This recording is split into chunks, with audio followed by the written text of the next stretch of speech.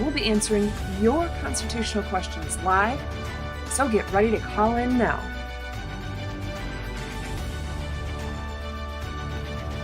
Are you a prosecutor, law enforcement officer, or local government employee? Want to make sure you are executing the laws in a constitutional manner?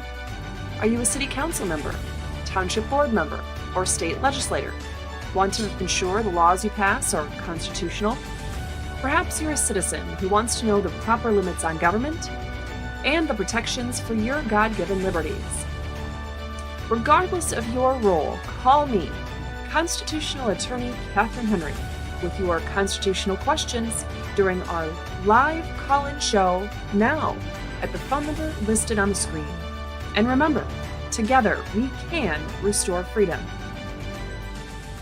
I pledge allegiance to the flag of the United States of America and to the republic for which it stands, one nation, under God, indivisible, with liberty and justice for all.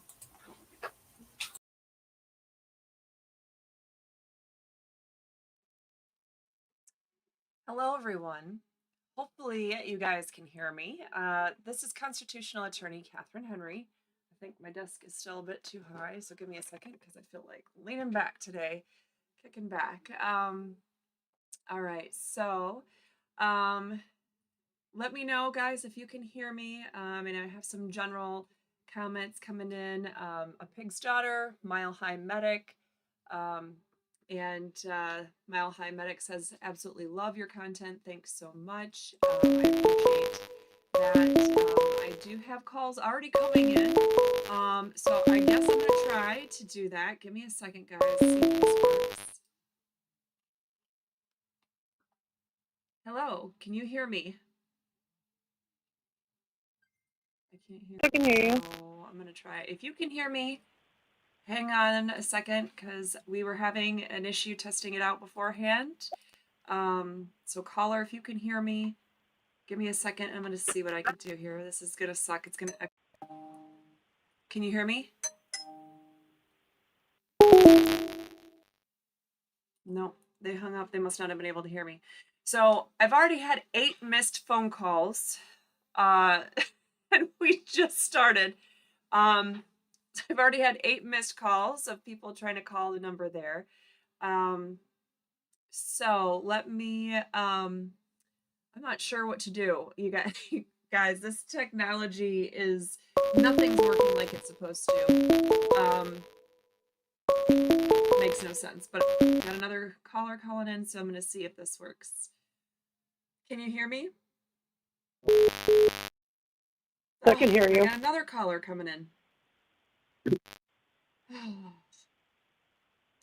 If you're calling from the 361 area code, I already have somebody that's trying to call in from the 248 area code, and somebody else from the 269, and somebody else from the 715 area code. So give me just a minute. I know that a little bit ago it was working for Mike to hear me, but it wasn't working for me to hear you guys. So I'm not sure what's going on. So caller who is on the line with me right now, if you can hear me calling from 248 area code, give me a minute. I'm going to shut the whole thing down, and not the live stream. That appears to be working. I'm going to shut the whole phone line down and reboot it and see if that works. Otherwise, I'm going to have to try to be creative here. So give me a call back in just a moment. I'm going to shut it down though, okay?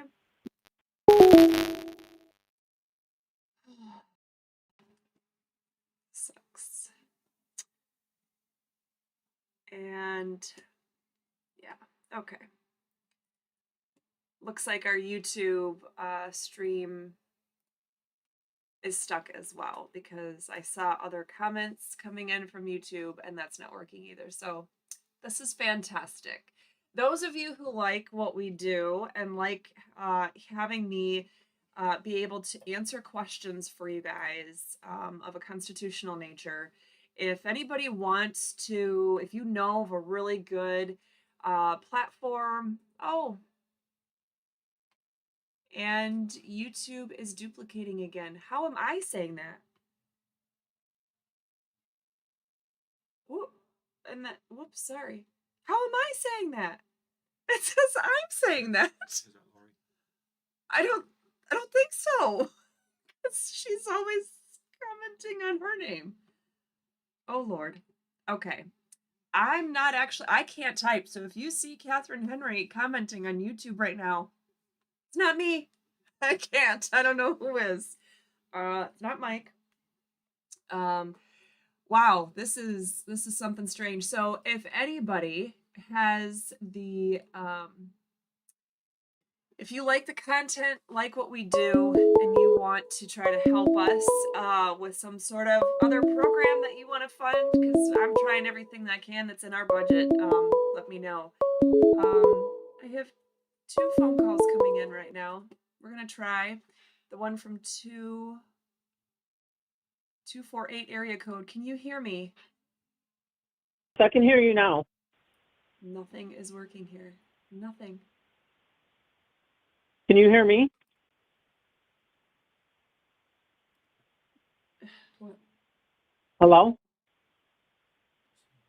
There's somebody on. I can't hear them though. If I can't hear them, I can't answer their questions. So this is, I have to try to, I'm sorry, just be patient with me. I'm trying everything I can, all the different options in this headphone program. Okay, thank you. I'm gonna take my stupid headphones off because they're not working for crap. Wait a minute. What's changed? It just said it changed. Oh, good Lord. Are you still there? Yes, I'm still here. Hello? I can hear you. Hello? No, somebody's still on. They haven't hung up yet. I can see that somebody's Nope, there. I can hear you, I just Catherine. can't hear them. So how can I do this? She said she can hear you. Yeah, but I can't hear her. How am I going to have a dialogue? Help me out. Brainstorm. What am I supposed to do? You want to just translate? I already shut it down. Can you tell me? Huge delay. It's not gonna work. Oh, there's a delay. Okay. Well, okay. And then I have Lori sending me a message somewhere. I don't know what's going on with this. Okay, I'm gonna try to do this. I can't hear you at all. So Okay. it's good that you can hear me, but I'm gonna, well, what I was trying to do earlier. Can I Okay, I turned these stupid things off just to see if that's gonna change anything. I highly doubt it. Somebody's asking if I can read the questions. Are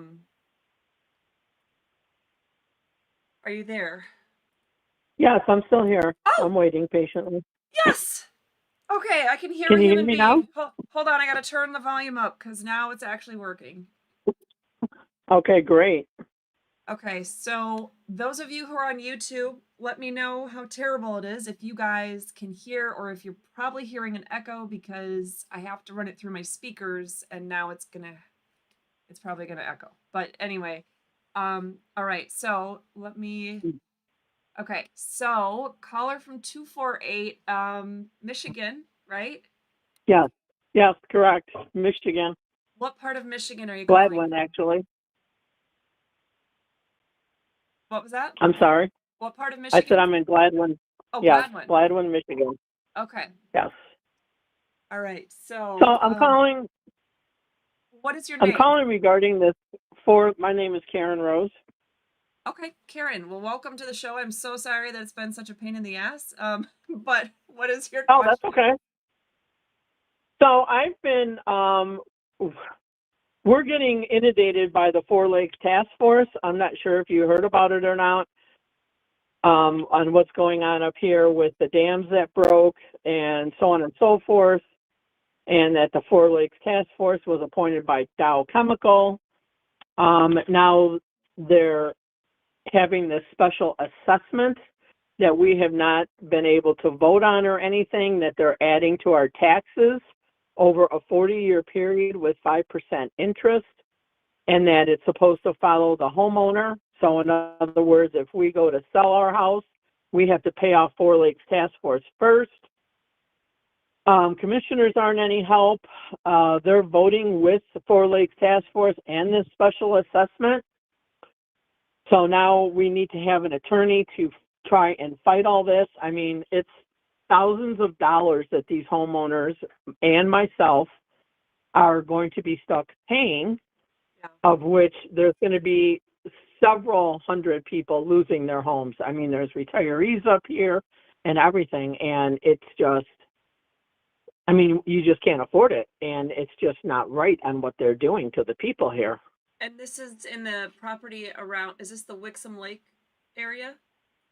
Well, it's Wixom, Smallwood Lake, Secord Lake, so it's all 4 dams that are affected.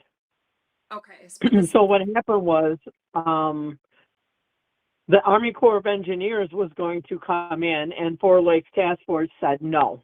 So they have our property marked wrong. I mean, it's just a big, huge cluster.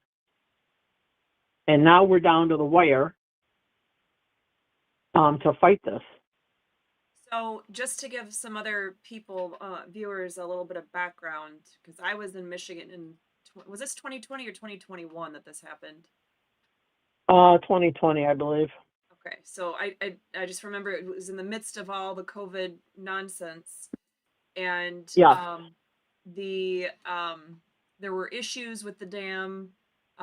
Basically, the main one at the time was Wixom Lake, and essentially a dam broke. There had already been concerns expressed to the appropriate government agencies, yada yada.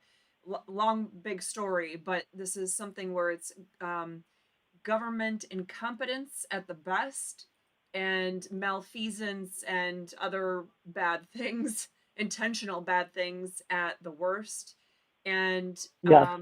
And so there was a lot of downplaying it. I know that Dana Nessel's office, the Attorney General in Michigan, was involved and commenting on it and essentially downplaying a lot of it. And Wixom Lake essentially became, well, a dry area. I know that my parents have a property on Wixom Lake, and it got flooded, of course, and they had to gut it and start over. And now it's not on a lake. So Yeah, now it's a patch of weeds. yeah. So you have something that you have properties that were substantially damaged by, like I said, either government incompetence at the best or malfeasance at the worst. And there has been no compensation to property owners for that. And so anyway, just to give those of you who are especially outside of Michigan some background knowledge, and again, this was happening in the midst of COVID. So what kind of resources were there available for people in Michigan? The governor had the damn state locked down. There's nothing available for people as it was. And most of the government offices she illegally and unconstitutionally had shut down by executive order and then by emergency order, because when we kicked her ass in the Supreme Court on the executive orders, of course, she switched her tune to those emergency orders. Anyway, so that's just to give background to the rest of you. As far as what's going on now, I had only vaguely been forwarded, I want to say it was an email that somebody had mentioned about all this, and it was just within the last couple days. The person who normally has actually for the last 4 years been helping manage the main phone number and emails and whatnot has just had some big stuff going on in her life, and unable to really, I guess, stay on top of all the stuff that was coming in, because we get thousands of emails and calls and text messages and requests through social media and all kinds of stuff, and it's kind of impossible to stay up on anyway. But anyway, so I just recently started taking over all those emails and phone calls and looking into things, and I came across one of the emails from someone who I remember it was a single mom who said they were going to lose their home. You're not the one that emailed about that, are you? No, it was my daughter, Ashley. Oh, okay. So, Team, we've been following you since the governor locked down Michigan because of COVID.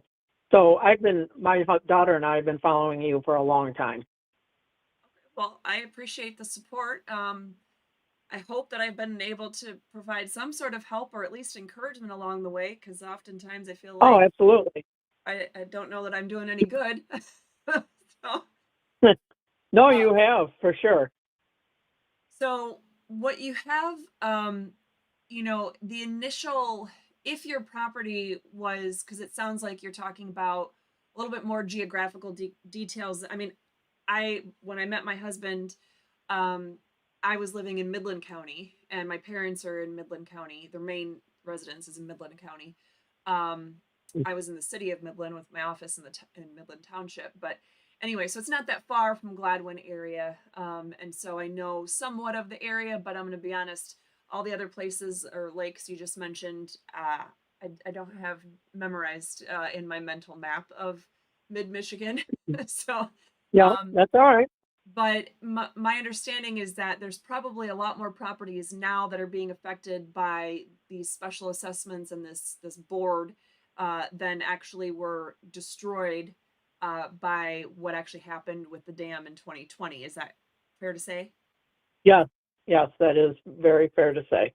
Okay, so you have kind of two sets, and there's like, if you think of a Venn diagram, or those of you who always hated school and you might not remember what a Venn diagram is, it's the Olympic symbol, right? Overlapping circles, which I can't do very well with my hands. But anyway, so you have some people that had their properties totally damaged by when the dam broke at Wixom Lake in 2020. You have some people that are um, um, having their property affected now by the special assessments and the actions taken by the local government. And then you have a class of people that are in both scenarios, both circles, doubly impacted. As far as and I've already mentioned this, but there definitely should be some sort of reparations. There should be some sort of compensation for like I said, either the gross incompetence or the malfeasance for what the government did that led to the dam malfunctioning or breaking in 2020. So that by itself, the government needs to step up and do something. But this new issue of how they're essentially trying to address the problem and have this board, it's, I guess I wish I had more. I mean, it would be a full-time job just to figure out exactly what they're doing and really get into it and read everything. But for example, if you Right. have um, a board that is, like a township board or a whatever, a conservation board of some kind, any kind of board that Hmm. has any kind of authority, um, for the board to have direct authority, it has to be a governmental entity. And if they're going to be a governmental entity, I mean, I would say the constitutional way to look at that issue is that it has to be, if they're going to serve in any kind of legislative capacity, they have to be elected by the people, then apportioned by who they're representing. Now, you said Right. that they've been appointed by Dow Chemical or Dow. Yeah. Yes, they were appointed by Dow. We the people did not vote these people in to head up Four Lakes Task Force or anything. We have not had a vote about what they're doing to these dams, how much it's costing, where their funding is coming from, if any. I mean, they are very vague on all of their information. Property lines, all of that stuff are inaccurate. I mean, people are So upset, they're pissed. It's like, do they I have mean, public meetings? they had a public meeting on the 15th, but it was pretty much a joke because after the public meeting, they voted to move forward with it anyways. So now the commissioners' vote is on the 6th of February. So after that, we have 15 days to fight this, and that's it. If not, I mean, and then people are saying it's going to cost us thousands of dollars to try and get an attorney. Maybe you can get a ghost letter written in your favor, so on and so forth. But I mean, basically placing people out of homes, you know, $35,000. Some people are $90,000 because they have bigger properties. I mean, it's just absolutely ridiculous. And I don't even know how people can get away with this. I just don't understand it. Right, especially when you had federal funding essentially that was offering to come in and address the problem and the state turned them away. That it's, yeah. And I apologize to those of you who are on YouTube that have been commenting recently. I'm not able to. I try to watch what's going through the chat and pay attention to the phone call at the same time. And this one's got my mind going so much that I can't pay attention to the chat tonight while the phone call is going on. Maybe I could do better with the next topic that the next caller talks about. But so yeah, it sounds like perhaps that this task force is more of, they don't really have authority on their own, but that they're making recommendations to the county commission board, and that it's the county commissioners that are then voting to, you know, whether to move forward with projects or not. Does that sound like it might fit with what you're telling me? Yes, it does. Okay. It fits. So what really sucks, and this is a problem everywhere, it's certainly in Michigan, but I think it's honestly a problem in every single municipality and county across our country, is that you have people, especially at the local government, city and township and county level government, who most of the time, I never thought I would say this, I think it backfires to some degree that they're not politicians. And here's why. Because they then feel that they're in over their heads. And then when they have recommendations that are brought to them, they don't question. They don't second guess. They don't read every damn word on a piece of paper that is presented as part of a packet. And if a packet is presented to them with a recommendation and it doesn't seem like there's enough documentation or evidence to support such a recommendation, they don't stop and say, wait a minute, we can't even have a meeting talking about this recommendation until we see what went into the decision to make this recommendation.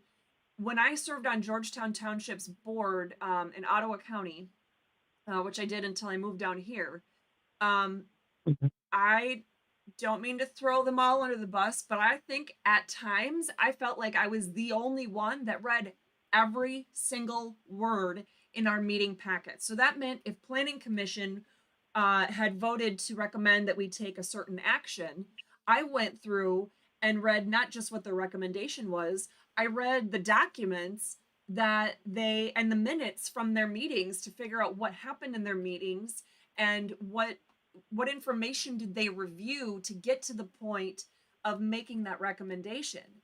And so I think oftentimes you have people that are, not that it doesn't happen at state and national levels, but it's for different reasons. It's more of being bought and sold. And that's the problem of being a politician. But when you have people that serve on local governments, a lot of them, even if their heart is in the right place, they're trying to use clean language here, but I'm so ticked and I got no clean language. They're chicken shits. And they don't have the gumption and the balls to stand up and go, wait, I might be the only one on this board or the only one in this room that feels this way, but this seems inappropriate to take any action because I don't feel like we have enough information.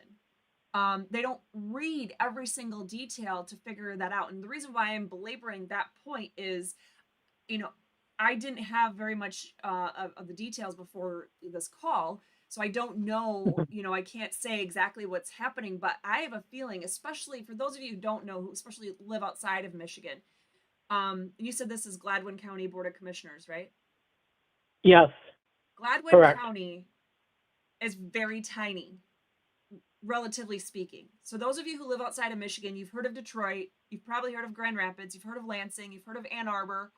You know, you might have heard of Marquette or Houghton Lake or something where, it's touristy, Traverse City, something like that, Cherry Festival, you probably never heard of anywhere in Gladwin because it's in the middle of nowhere and it's small. Yeah.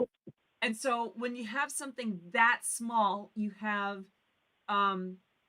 you just, I don't know. I think people are a lot more susceptible to being bullied into, well, this big firm says this, or Dow put all these people into place with all these areas of expertise, and their professional expertise says that we should do this and that, so this is the plan we got to go with. Or they might have something like Michigan Municipal Corporation or whatever they call yeah, I can't even think of what they are. And they would be the ones going from municipality to municipality, small and big. I was serving on a planning commission in the city of Belding, a town of 5,000 people, and they had whatever it's called. Does that sound right? Michigan Municipal Corporation? Am I losing my mind? Anyway, it's a company based out of, I think, Grand Rapids that writes the city's master plans and essentially writes their codes and their ordinances all across the entire state. And they're not attorneys. They probably have some really shady, overpriced attorneys, on their payroll, but they're not attorneys. Mm-hmm. The people that came in and worked with our community did not have the experience of the fallout of what kind of things that they were doing. What is the legal fallout? What is the financial fallout? And so it's really frustrating because, again, back then when I was on the board, 10 plus years ago, in that small town, I was the only no vote on a lot of things. I'm like, this sounds great, but we need to have more, input from the community. We need to have, we need to worry about some of this language that's in here, because we're just adopting, in large chunks, this recommendation. And then, that's just because it all sounds good and it's got a nice, pretty bow on top. And it's got this overpriced, Michigan Municipal League. There we go. Not that I could say the word municipal today. But Michigan Municipal League, MML.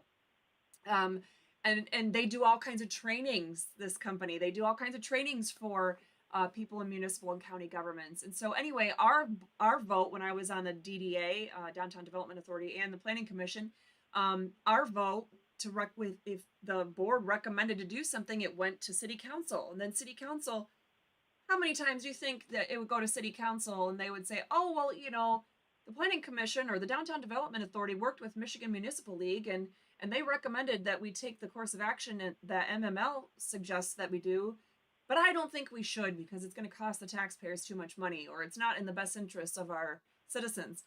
Whatever. They went along with it every single time. So I think the best route that you have, did you say February 6th is the next meeting for Gladwin County Commissioners? Yes, that's when the commissioners are voting either to move forward and charge all the homeowners these astronomical fees on top of our taxes. Right. And then we have 15 days after that to get some legal action going, hire attorneys or whatever, and go from there to fight it. So I think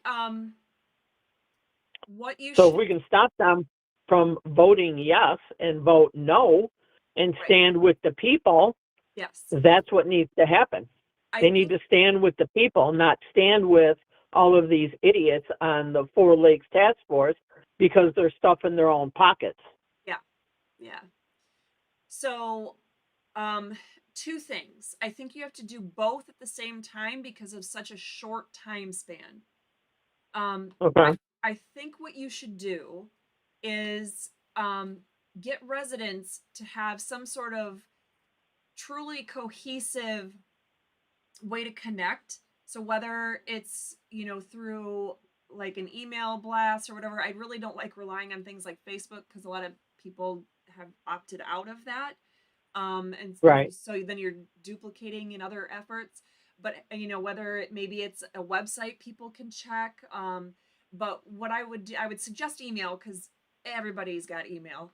I would get something together where you guys, you have some core people, some core residents in the area, and you're getting people together that are like-minded and want to stop this. And then Mhm. what I would do is write a simple petition that's more of like the beginnings to a contract where you guys are saying, we, the residents of Gladwin County, um, don't, we disapprove of the action that's being recommended by the Four Lakes Task Force. And we are concerned that our county commissioners are going to move forward with imposing these astronomical special assessments that's going to literally put most of us out of our homes. And we agreed to work together to obtain legal counsel. Now, I don't know how many residents are actually impacted, but if you could get everybody humanly possible that is impacted um, to essentially sign on to this, I'm going to call it a petition, it might make it easier then to go to legal counsel and say, hey, we have, the more people, the better, right? I mean, if you Right. have 500 people that are signing on saying, we're willing to contribute towards the costs of what this is, what this is going to cost for a legal bill to fight this, you Mhm. could go with that to an attorney and say, we don't know how much this would cost. This is a complicated situation. We have to move very fast. But we have essentially pledges from this many people that are willing to contribute something that hopefully can at least get the conversation started. Maybe an attorney can say, okay, well, I'll do it for whatever the amount might be, $5,000-$10,000 flat fee. And then people know, okay, well, that means if we have 500 people, that's whatever. I'm not even going to do the math. Right. Um, Right. but Exactly. but at least and maybe do a secondary list of people who live outside of the county who are willing to financially contribute or contribute in some other way. Um, so I would start doing that right now because you want to plan for the worst case scenario. But at the same token, Right. that's kind of a long shot in and of itself. So um, I would make sure that you guys how many county commissioners do you have in Gladwin? I believe it's like 10 or 12 Okay, well, I think it would be overall. it's probably 11 then. Um, Okay. because it's been a while. But I think I used to have all that stuff memorized, but I want to say that it's probably something like 11, but I want to say it's always an odd number. I mean, unless you have a vacancy, but then they're supposed to fill that vacancy within something like 30 days of the vacancy. So you probably don't have a vacancy. Um, so what I would do though is, well, I guess your list, right? Your list of people that you're building for the attorney purposes. Yep. You should also have something on there where there's maybe like a checkbox or something where people will indicate whether they're willing to call uh, or email or physically stop and visit a county commissioner or several. And Okay. all three of those can be very impactful. Um, and they're all different. So whoever's calling from the 361 area code, I appreciate you being patient. I know that we've spent a little bit of time on this phone call after all the technical issues that we've had, but I want to at least close this issue out. So if you could call me back when we're done with this call, I would love that. Whoever you just called from that 361 area code. Um, so at any rate, the I would work, you know, get a list going as soon as humanly possible so you know for sure, and then say it is 11. um Uh-huh. Okay. if you have 110 people that sign up, hopefully you'd have a lot more than that, but if you have 110 people signing up to support the cause, then if I'm doing my math, and it's been a crazy day, I think that means 10 people could be devoted to each commissioner. You know what I mean? um, Oh, yeah, right. Exactly. Okay. so that, I mean, however you want to do it, but I mean, if you say, Right. okay, these 10 people, you guys have commissioner number one, it's Susie Q, here's her phone number, here's her email, she works at the public library during the day or whatever. And Okay. so I guess that would be a conflict of interest, but you get what I'm saying. Right, So, exactly. Okay. she works at the car dealership, the Ford car dealership on M20 or whatever it is. Uh-huh.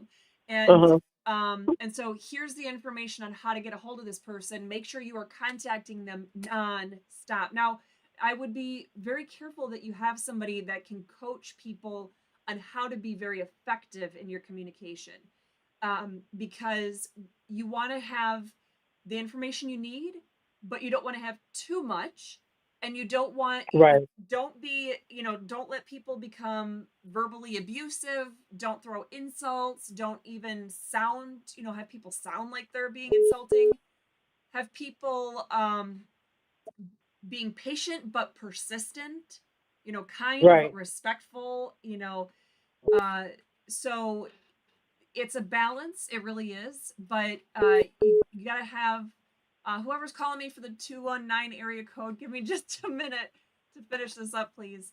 But anyway, you have somebody that can maybe just kind of give and do like a Google Meet or a Zoom call or something like that. If you guys, well, it's all in the same county, maybe you guys can go ahead and have a physical meeting with people. But and you know what, if you get a few dozen people or a few hundred people that are interested in how to connect with people and just want a few quick tips and tricks, I can even try to participate by online.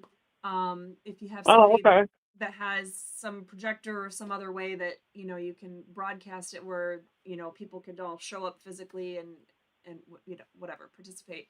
Hmm. But I'm a wee bit far away to be able to make it there in person, in the next couple weeks. But anyway, just make sure you Right. have somebody that can try to give some, say, to the certain degree, common sense suggestions, but just so you guys can be very impactful.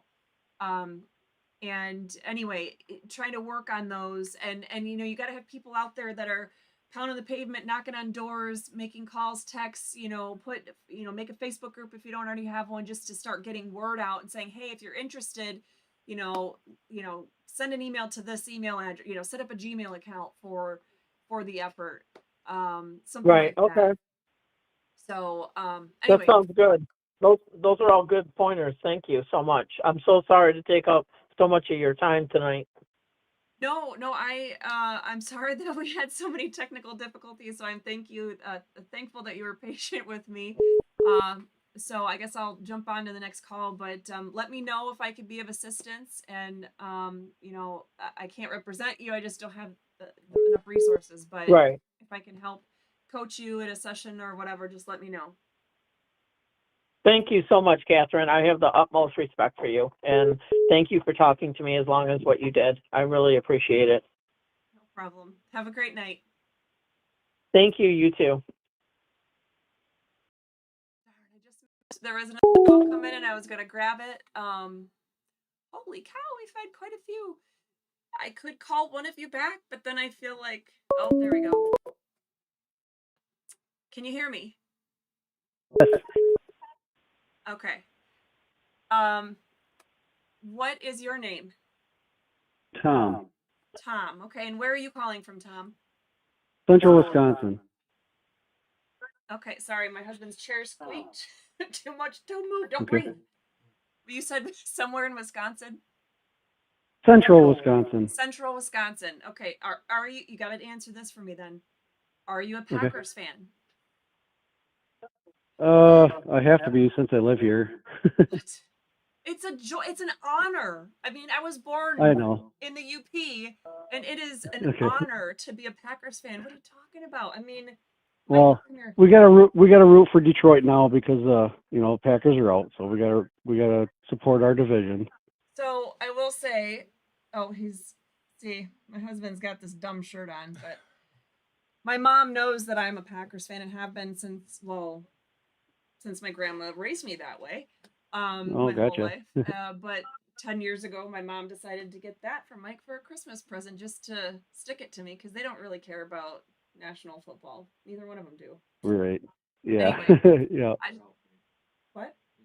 No, my grandma didn't tell me. So it doesn't matter. I'm always a Packers fan.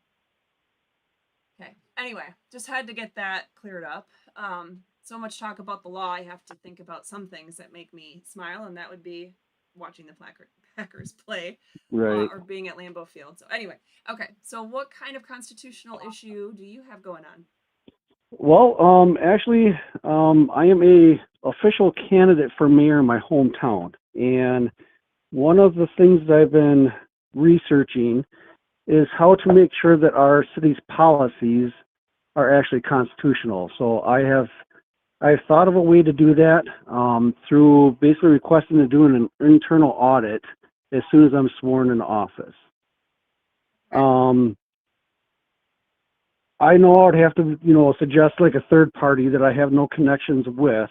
But if that audit were to come back saying that our policies are actually unconstitutional to Wisconsin, what would be kind of the next step from there to make sure that our policies are either erased, rewritten, or, made more constitutional? I'm actually going to back up the question because I don't think you have to have somebody that is a totally disinterested third party, so to speak.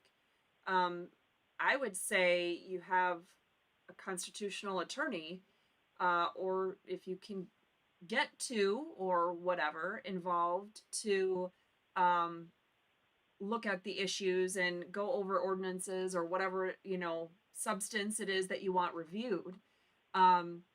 The fact that you have, some sort of business relationship or whatever connection with an individual doesn't necessarily mean that they're unable to give you the advice or, provide a report, so to speak. Because what I would caution Right. you on is just like what we were talking about with the last call, anyone in local government, I mean, any government, but it's especially a problem in local government is that there tends to be this notion of, well, I have this professional telling me this, giving me this recommendation, and so I have to go with it. It must be true or whatever. And regardless of who you have giving you the recommendations, my personal recommendation is that you thoroughly go through every single aspect of it. Now, if it were me, if I had been on the Georgetown Township Board long enough and we weren't simultaneously battling COVID and literally having long arguments during board meetings about whether we're going to appear in person because the chicken shits on the board with me didn't want to appear in person. They wanted to appear by Zoom only and other unconstitutional things. Right. Had we had, the bandwidth to really go over things that I would have liked to, I would have wanted to do the same thing, but I personally wouldn't have voted to bring in an outside person of any kind, another attorney or anybody, because we the people, now granted, I realize I am not only an attorney, but a constitutional attorney saying this, but we the people have the ultimate control and authority in our government. It's we the people who essentially are deemed as the authors and signers of our Constitution. It's we the people who, as far as state constitutions go, it's a little bit different by state, but generally speaking, it's we the people who, like Michigan constitutional amendments or Florida constitutional amendments, those I could speak to exactly because I know how the process works in each. But if there's an amendment that happens, the legislature can propose it, but it has to be voted on by the people. A majority of the people have to agree to modify the state constitution in that way. Otherwise, it doesn't happen. So Right. and of course, the Constitution is the supreme law of the land. So I think I'm a strong proponent of don't rely on attorneys because, first of all, you never know who you're going to get. Number two, it's expensive, and how many municipalities really have the funds that it takes to spend thousands and thousands of dollars on legal bills? And if you do, you're taxing your residents way too much. Right. So, and how many attorneys are able to just donate all their time pro bono to a municipal cause? Right, and that's part of the issue that I have is that obviously our city attorney, she's in question as far as if she's giving correct information to the actual council and administration. And then the other one is that just like in Michigan, you had mentioned the MML. Yeah. We also have something else that's very similar here in Wisconsin, the League of Municipalities, and the executive director of that organization is actually the former mayor of the town I'm running for. So I know because he was basically ousted by the public because they were not actually satisfied with his leadership. Now he's in a position of where the current administration is following his advice. Even though he's not the mayor, he still has control of our town. Yeah. So I know that I want to cut ties with that, but as a newcomer to the administration, if voted into office, I'm going to have, I guess, what you would call the good boys club to basically fight against me. You're going to have an uphill battle. That's what it is. So whether it's Right. intentional, I'll say wrongdoing, of more of a purposeful good old boys club, or it's what we talked about before, where it's people who are, easily bullied into the wrong decision because they're afraid of the outcome, or perhaps they just don't have enough gumption and enough mental stamina to do all the background research on all the issues and ask the tough questions and be willing to be the one person that might vote no on an issue just to do the right thing. That happens. All those things are going to be the cards stacked against you.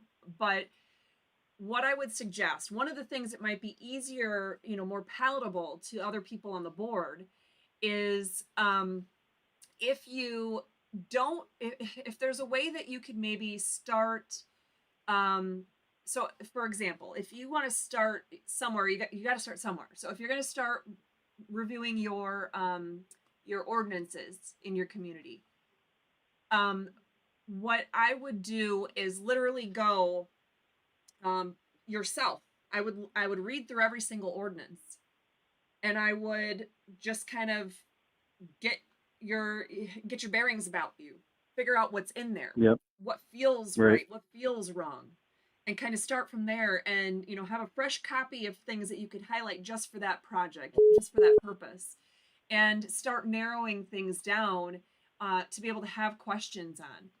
And what I would do is encourage your board members, to your fellow council members, to be doing the same thing. And really what I would do, sorry, I'm getting distracted because somebody else is calling. Okay. My thing wasn't giving me any notifications, and now it's just beeping nonstop at me. So, Right. So, and I have so many thoughts going through my head right now, because I have a way that I would do it, obviously, if it were me. And I'm trying to break it down and go, is this realistic for somebody who's not a constitutional attorney to do? But let me just put it this way. This is what I would do. What I would do is I would go through, and depends on how many ordinances that you have. So if you have a very overwhelming number, then I would break it down into reasonable chunks. And I would say, okay, listen, I've reviewed, we have 10 chapters with many, many things. I've reviewed the first chapter, and I would like to call the attention to, and ask, get it put on the agenda. Well, if you're the mayor, I guess you'd be the one setting the agenda most likely. Right. So I would put it on the agenda as actual, action items, and say, okay, and even put it in full, type that provision and say, this is a topic that seems concerning to me. Why are we doing this? This seems like it's violating Fourth Amendment right protections against unreasonable searches and seizures, or this seems like it's an unreasonable taking. Do we have the right to do this? This particular, whatever it is. So I guess back up and say, you need to really look at the first 10 amendments of the U.S. Constitution, and of course the 14th Amendment. Have those memorized the best you can, and then do the same thing with your state constitution. It's been a long time since I've looked at the Wisconsin state constitution, so I don't have any recollection of it, but it's probably like average, like Michigan, like Florida, quite lengthy. Do your best to really work through it and see what protections are there, and maybe just highlight things that jump out at you that, okay, municipal governments, we can't do this, it's in the liberties section or Declaration of Rights, we can't do these things. Oh, and usually around chapter 7 or 8 of a state constitution is where you see specific things about municipal governments and the powers of municipal governments. So are you going beyond what the state constitution allows a municipal government to even do? Just because there's a state statute Right. that lets you do something, if the state constitution says, nope, you can only do this, this, and this, then you can't go adding on to it just because the legislature has decided to do that. So, Right. anyway, so I guess I So, would start so there. you wouldn't recommend that, obviously, on day one. I guess my fast and furious type attitude towards this would be to actually, institute a executive order on day one to have an internal audit on our policies or our ordinances.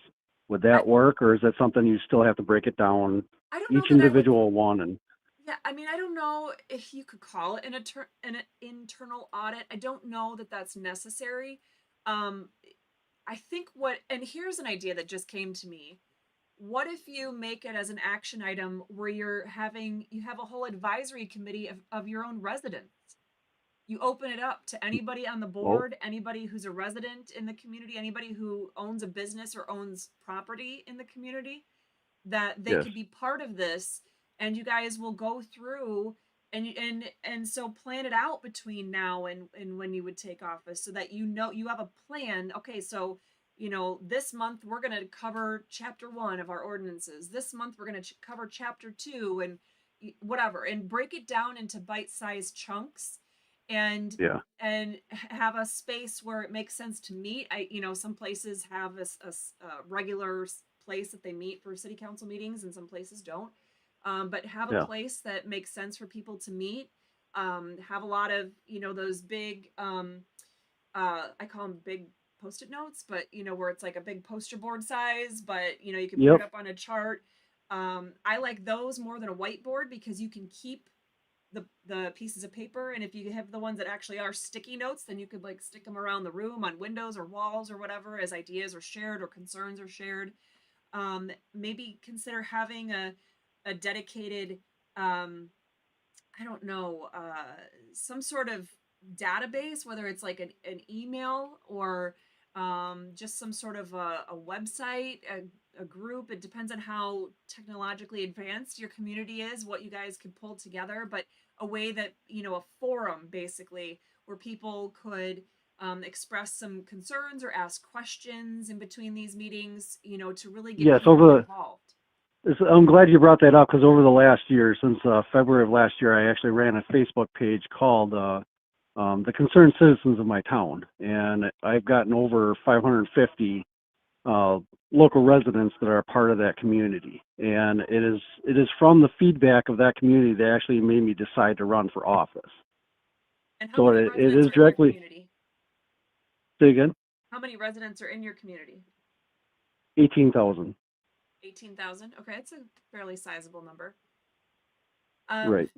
so yeah, so I would have some sort of, I always hate to suggest something like Facebook as the main hub for communication, because a lot of people don't do that.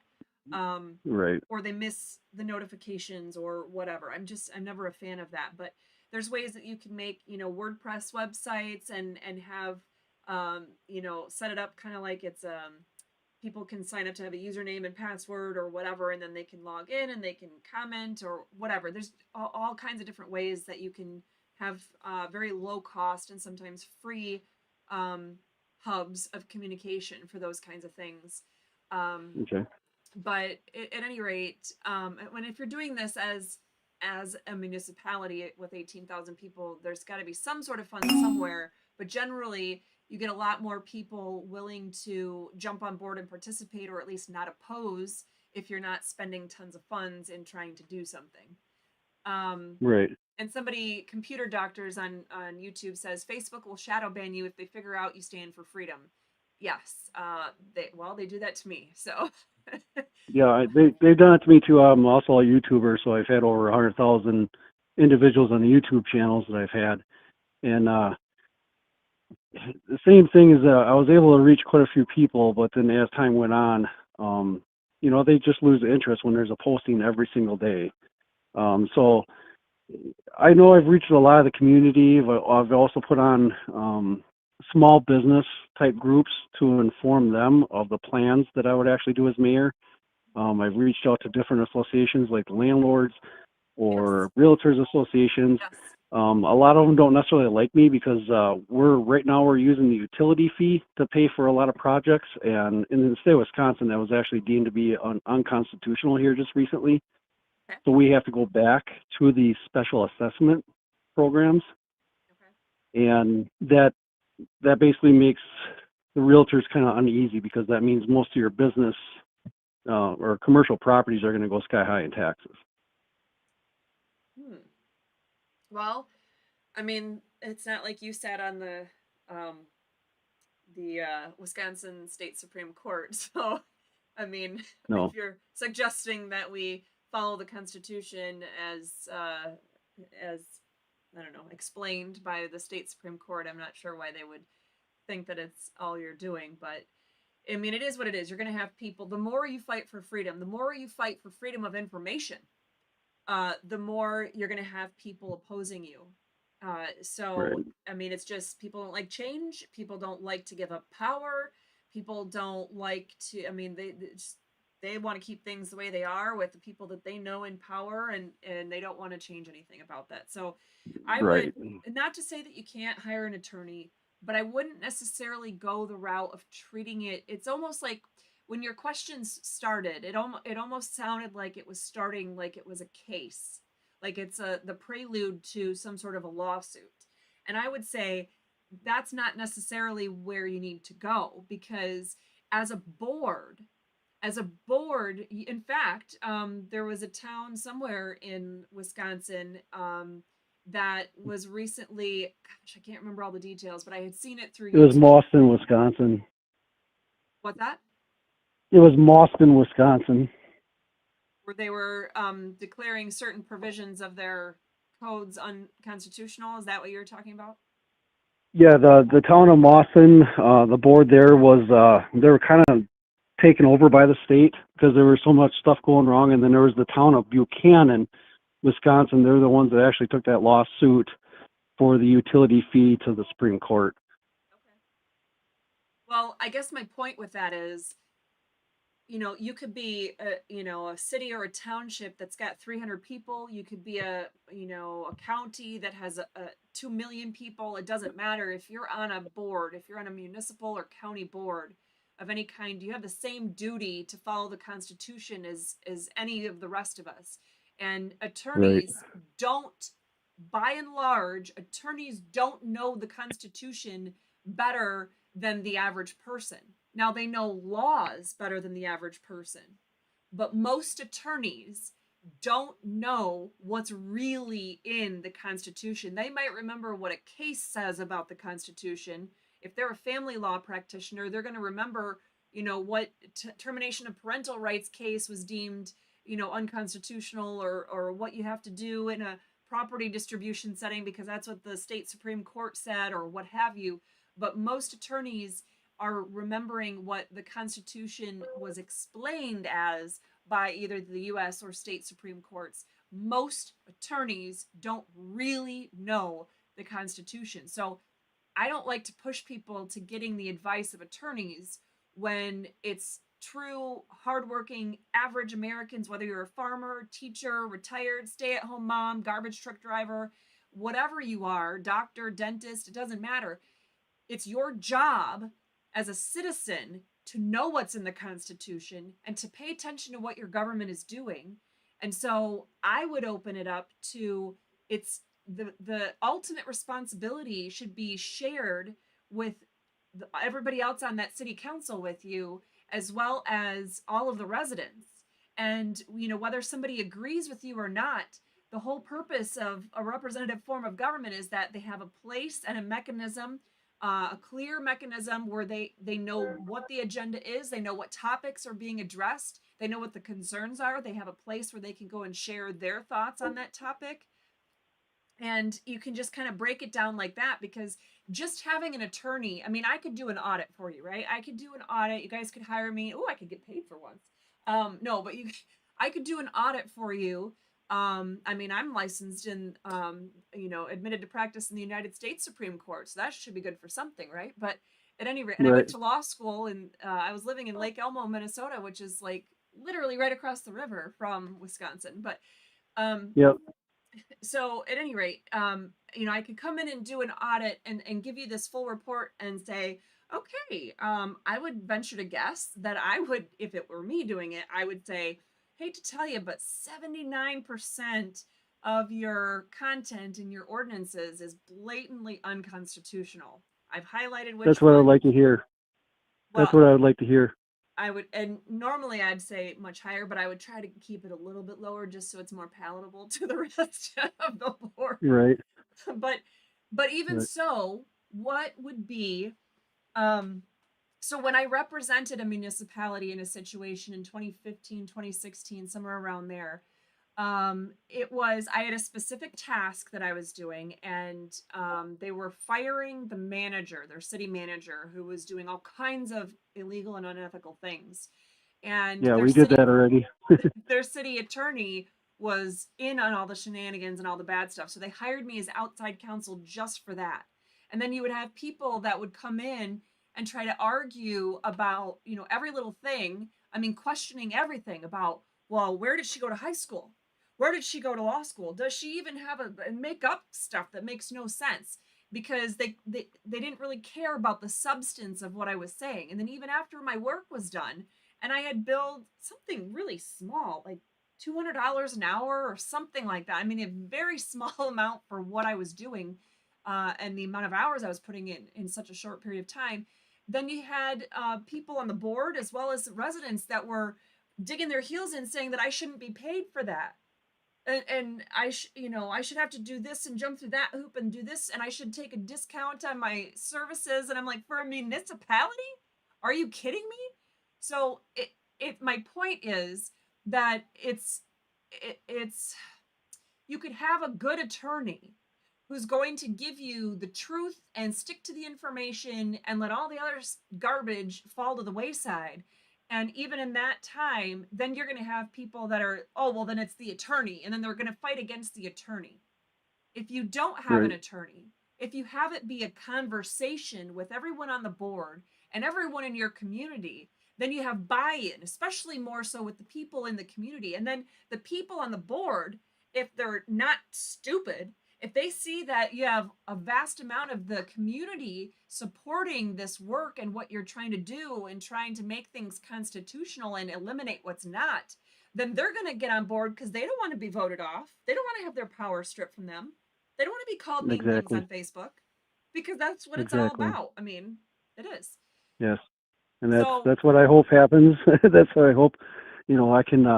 I've got obviously the interviews coming up with our League of Women Voters here next week, and also the radio stations, and that's the proposed answers that I'm going to give.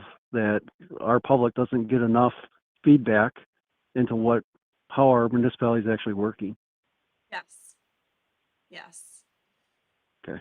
So, League of Women Voters, the enemy, by the way, the enemy. I mean, Yeah. sometimes things come out good with them, but if you're going into an interview with them, just expect that you have to CYA the entire time. Every word you say better be bulletproof, because I wouldn't trust them. So, Yeah. anyway. And I'm a woman Yeah. I got that. voter. Huh, imagine that. Right. Yeah. So I appreciate the answer. That has given me a little bit of enthusiasm to continue on with my endeavors here as running for mayor.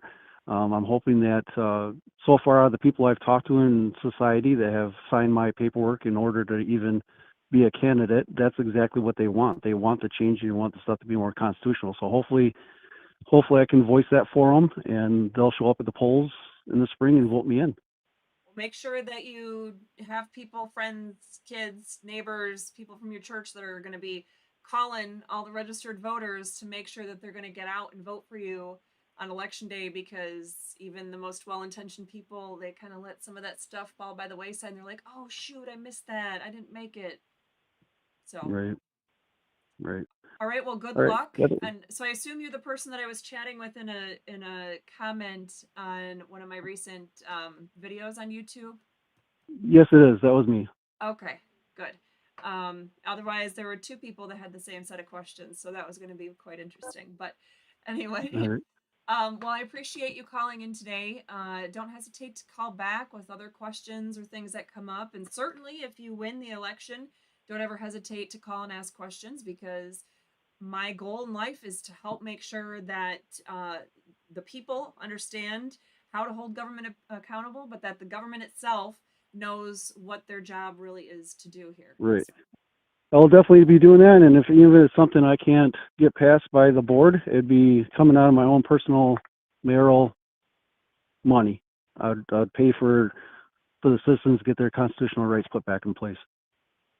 Awesome. Appreciate it, Catherine. Yes, thank you. Have a great night. You too. Bye.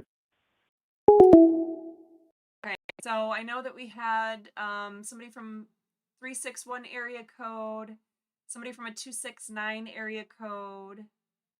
I think those were the main ones that had called in. So if you guys, one of the two of you wanted to call back, and I'm assuming I'm not even looking at the rest of the numbers. Oh no, we had somebody else from a 248 area code. My bad, I wasn't really looking. 69, here we go. Hello, can you hear me? Hello. Hi, can you hear me okay? Yeah, is this Catherine? This is Catherine. Who am I speaking with? Oh, my name is Tom Costello. Don't use my last name because I used to. I'm a parishioner with Ryan Kelly, Okay. who was running for governor, but I'm not using his name for anything. I've known the family for 5 years. I've had a problem here. I know who the judge you've been dealing with, Baldwin. Balarjan. Yep. Yeah, you can call him whatever you want. He doesn't, and I'm not going to get what you called. I was illegally. What happened was the sheriff's department put me. I'm sorry, I'm listening to your live stream right now. Okay, well, give me a second. So, can you mute the live stream? Because that's what the feedback I was hearing. I thought it was on my end.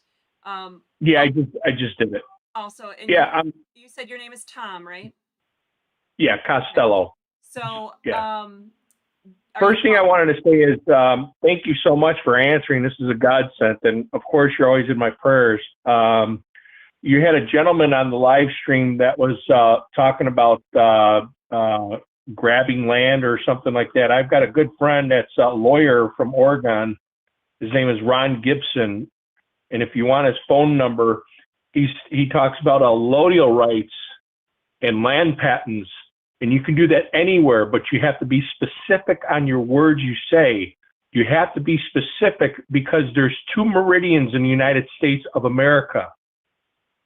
I'm not a U.S. citizen. I'm an American citizen of the United States of America. I'm not a sovereign citizen. There's no such thing. You know what I'm getting at. I do. When I go and into, I'm going to tell you, yeah. we got to change the topic because I totally disagree with that whole line of thinking. All the capital letters and the nonsense, I don't buy into any of it. So Oh no, that's not what I'm getting into. I try to, when I was thrown out of my house with my family, I started reading law. I started reading the Constitution and the U.S. Supreme Court laws. Well, so when I want to give yeah. our viewers a little context. So, are you calling from Allegan County? Yes. Okay, so because I'm actually people that don't know who Judge Balarjan is, those of you who maybe recently found me, there was if you go to my website, the very front page of my website, restorefreedomcage.com, you'll see a couple of different videos. It's about the day that it was the day that I was the only one in U.S. history to be arrested and then elected on the same day. But I was arrested illegally and unconstitutionally in Allegan County, Michigan, in Layton Township.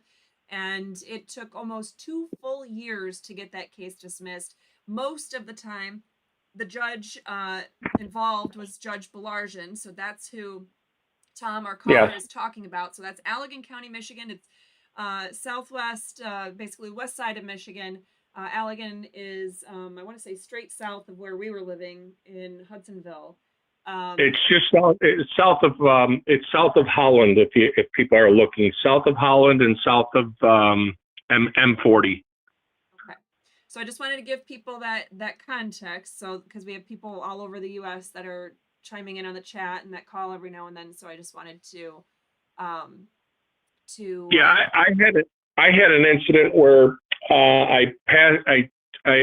I did is the sheriff had his cruiser. I was illegally arrested. I was having an asthma attack, so I pulled over, and he comes flying at my car and says, he says, I want to see your this, and this, and I was like, I was having an asthma attack. I said, please call an ambulance. He wouldn't call the ambulance. He went back to his car, and then he comes back and he draws his gun on me. And I'm trying to breathe. And what he did is, he finally, when I tried to calm down, I says, get your supervisor. And what he did was, I ended up getting arrested illegally. I says, I do not consent to any, searching this and blah, blah, blah. I didn't have my camera going because I didn't have the camera working on the phone. I didn't have the phone at that time. And I got put in jail for over the weekend. And he said that I tried to run him over, and I tried to cause physical harm to him. And I was resisting. I know some people probably have questions, but in Allegan County, Michigan, as far as I'm aware, they don't have dash cams and they don't have body cams. So for those of you who might have been ready to type that, well, get the body cam footage or get the dash cam footage, they claim they don't have it. Trust me, well, I tried to get that myself. You're correct on that, because when I went back after because I says they gave me a pathetic defender or public defender, and all he was doing is doing his little eye movement with Baldwin. And I says there's no due process in this court. No. So what he did is there was 200 people in the courtroom. He took the court reporter, the digital court reporter. There's 200 people in there, and he ran off the and I'm permanently disabled. I'm in a wheelchair.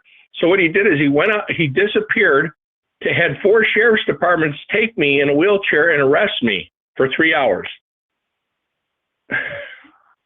So, but what I'm getting at is when I went to go look at the police, when I called to file a complaint against them, the female sheriff's department lady says, I wanted to talk to the IA people or the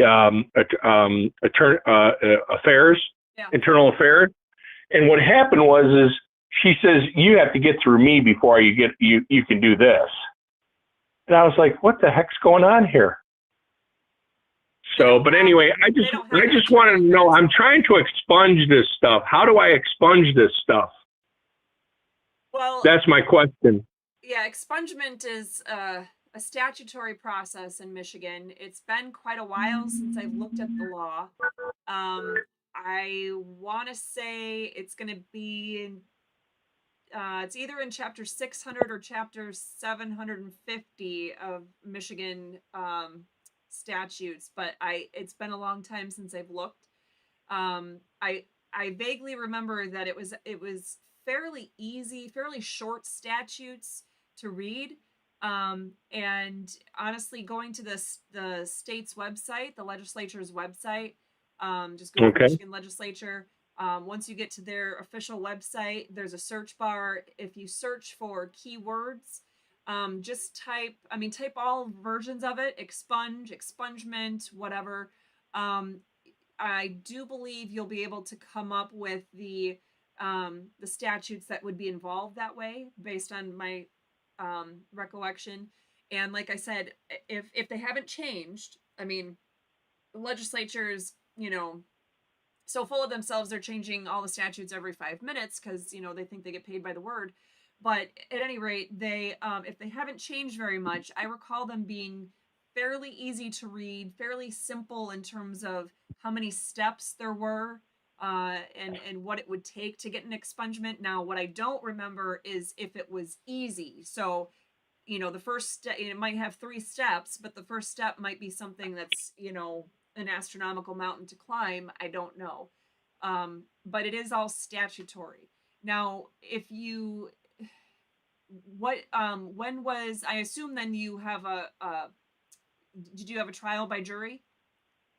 No, I had to plea out because I'm permanently disabled, and I've got 7 bulging discs. I've got my whole body's fractured from a workman's comp injury. Well, and what this did, what this, I gotta go ahead. Keep it to the legal questions. And legally, it doesn't matter what all the things are that you're about to go through. What legally matters is whether the first question you got to ask is whether there was a finding of guilt by a jury, a finding of guilt by a bench trial, or in other words, a judge, or whether you pled guilty. Now, if you pled guilty, then you have significantly less opportunities to address what it is that, the negative consequences of that action. So what year did you plead guilty? It was approximately 2018. 2018. Okay. So now, yeah, about November. If you go the route of expungement, again, this is off the top of my head, so I could be wrong on this. This is why you'll need to look up the actual statutes. But what I recall is that the passage of time actually is beneficial in terms of going the expungement route. So the longer period of time that you can show that you've, you've changed and you've been a benefit to society and you haven't had any more convictions and you haven't had any more arrests and yada, yada, yada. All that stuff would be beneficial in an expungement request proceeding from what I recall. The reason why I was talking about the time frame, though, is because this is, I guess, more so going to be for others. Just if you have similar situations, if you want to fight, if you have a case like our caller that is similar, except for you fought it all the way and you had a jury find you guilty, or somehow a bench trial and the judge found you guilty. There's certain things that you have to fight right away, and there's very short amount of time, a time frame to appeal and to do that. But your main mechanism for fighting it, your best mechanism for fighting it in those 2 scenarios is going to be an appeal. And if any of you are in that kind of a situation, you have questions about an appeal, go to my website and type in the word appeal in the search bar, and you'll see a variety of videos and documents I've put out about appeals. But I've done documents specifically talking about, in Michigan and in Florida, what the court rules are for appeals and how the process works in both of those scenarios. And the biggest thing to keep in mind is that the best issues you can raise on appeal and have a chance of winning are going to be constitutional.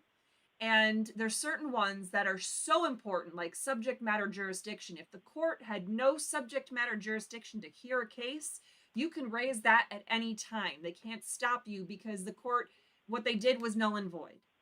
So I did that. He wouldn't listen to that. That's when he ran off the bench with the court reporter and with 200 people sitting there going, "Who is this guy sitting in the wheelchair?" Wait a minute. Oh, and so then, Judge Ballard doesn't want to hear a motion to dismiss based on lack of subject matter jurisdiction? What? Oh, he ran off the bench and took the court reporter, and she turned off the clock because everyone was listening to this. He didn't come.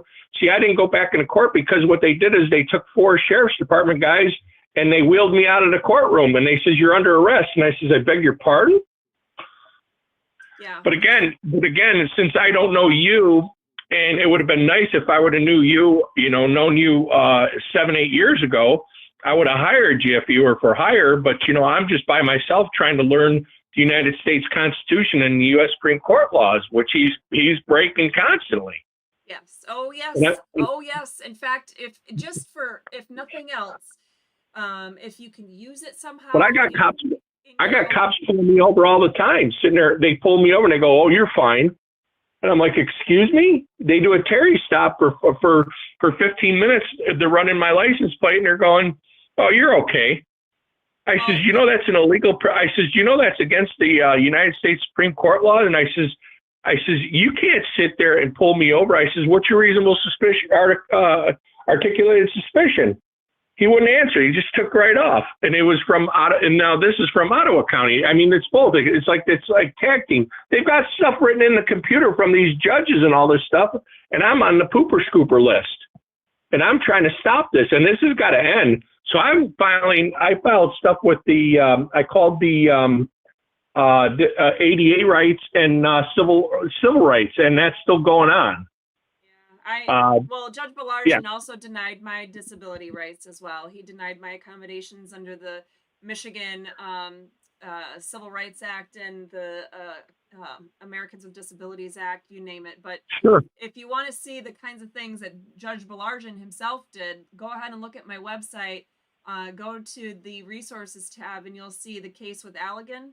And you'll see all kinds of briefs of things where I identified exactly, if you read my procedural due process appeal, you'll be able to see exactly the kinds of bullshit that Judge Balargian did to me. How about this one, for example, February 4th, 2021, I show up to court on my motion to dismiss, and he doesn't let some of the people that he knows are there to support me in the building.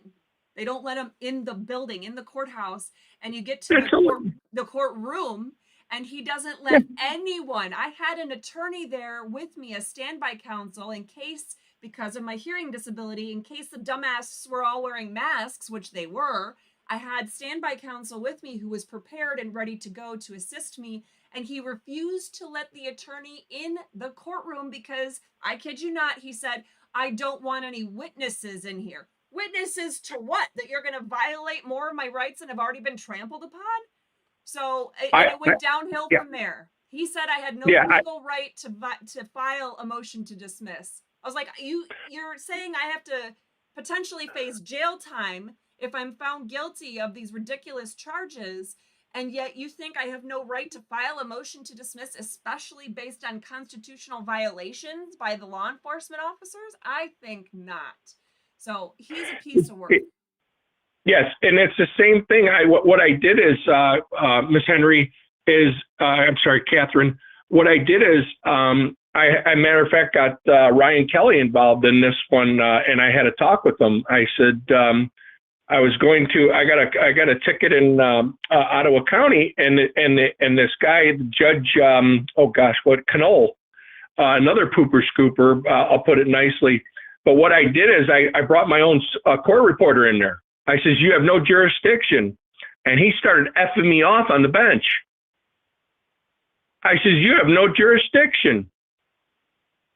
And like I said, he kept my case 4 hours. I had to sit there outside for 4 hours. I says, you're violating my ADA rights. I says, first of all, I'm deaf and I can't walk. You know, I have the same situation as you. And I says, what he was doing, he started playing around with the voice, the volume control. Yeah, well, they did a lot. But see, I've got hash marks because these judges, and then all of a sudden, I've got what I was going to get to you is he threw a what do you call it? What's the word for it? Because my holistic doctor, because I've got, I couldn't even walk for 10 months. And what happened was, he wrote a letter, and I faxed all this stuff to him, got the fax report from my doctor's note in writing from her, almost like it's like an affidavit or something. But I sent it there. He says that now I'm going to charge you with a misdemeanor. So now I got a misdemeanor on me. I mean, does that mean that I've got a warrant against me? No, just having a misdemeanor charge against you doesn't mean that a warrant has been issued. And that's recently in Ottawa County? Yeah. I mean, do I have to quash this, or I mean, I'm trying to get into certain terminology. He had the nerve in front of my court reporter, said, "Oh, you must like to watch YouTube." I said, "Excuse me, I objected to everything he said." I says, first, again, you do not have jurisdiction. I says, number two, I says, why do you get vulgar with me and let the record reflect that when you have no jurisdiction on here? And I says, motion to dismiss. And I said it 3 times. He wouldn't even listen to me. I says, I can't, you know, my body couldn't take this anymore.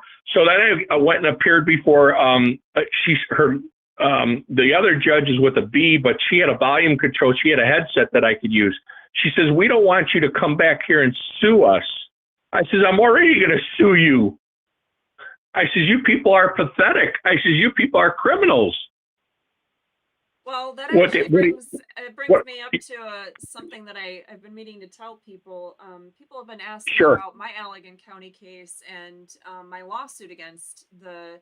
I've been saying from the day I was arrested, from before I was arrested, when they were threatening to do that, I said, okay, all of you are going to be held personally responsible. That would be the 3 deputies that physically put their hands on me, the sheriff who was on the phone with me while I was being arrested, and the chief prosecuting attorney who apparently gave her blessing for me to be arrested, as well as the 2 district court judges in Allegan who were part of the shenanigans, and the 1 circuit court judge who is outright denying my appeals with no understanding of the law or the Constitution at all, just a blithering idiot.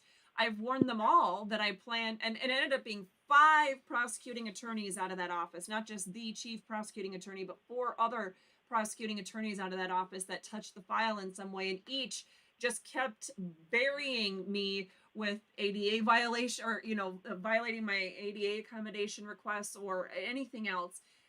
Sure. So I've told people that I was going to sue them, and the problem is twofold here.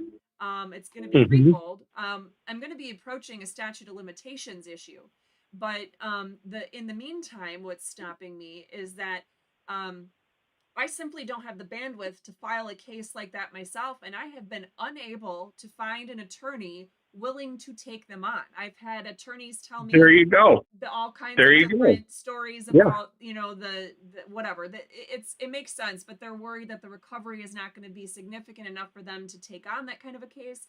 I've had another attorney tell me that he's running for public office, and there's going to be some ethical issues with him taking on a case where he is suing judges at that same time, overlapping. I get it, but it sucks. And other attorneys yet that just don't quite understand the Constitution and the source of our rights, and that these nincompoops need to be slapped upside the head with a lawsuit that will actually stop them from doing this to other people. So there's that side of it. So if you're an attorney and somehow catching this video and you want to take on my lawsuit, I have all the laws and all the facts thoroughly briefed and available on my website. All the pleadings are there. Everything I filed in the Michigan Court of Appeals, in the Circuit Court, in the District Court, you name it, it's all there. But also, there's a funding issue, because even if I were to do it on my own, there's, just like I was representing myself in the entire defense of the criminal case. Yes. And I have, Yes. I should have looked it up. I was going to look it up, but I want to say it's somewhere between $5,500 and $6,000 I have out of pocket. Just, again, that's not paying an attorney. I didn't pay myself for the hundreds of hours I put in on the case, thousands of hours. No, that is literal out of pockets that I had to pay in court filing fees, transcript fees, DVD request fees, you name it. It was just out of pocket fees to the court system to be able to defend my rights. So that is, I mean, I had multiple versions of appeals going to the circuit court. I had a substantive due process appeal, and then I had a procedural due process appeal, and then that they each went up to the Michigan Court of Appeals. So you had 4 sets of appellate. Oh, and then I had in 2022, that was 2021. 2022, I had to start the process over and then file appeals when my right to due process, speedy trial, was denied after 8 separate trial dates were scheduled without me having ever one hearing with the notice and opportunity to be heard on my trial being moved yet again. So at any rate, for those of you who know about that case and have been, urging me to take them on and sue them and try to get some sort of justice here so that they are thinking twice before they do it to anybody else. Because if they're going to do it to who they know is a constitutional attorney who had already taken on the governor and the AG and you name it, clearly they're not afraid to do this to anybody. If you want me to continue pursuing this, I still haven't even had enough donations to cover the $5,500, $6,000 I've already paid on this. I'm going to need that times 2 or 3, because I'm going to have to be involved. When it's a civil case, there's depositions. There's court reporter fees that are going to be in the thousands. There's all kinds of things that are going to be additional expenses that I didn't even have yet when it was a criminal case and I was as a defendant. Because, for example, you don't pay motion filing fees in Michigan when you're a defendant.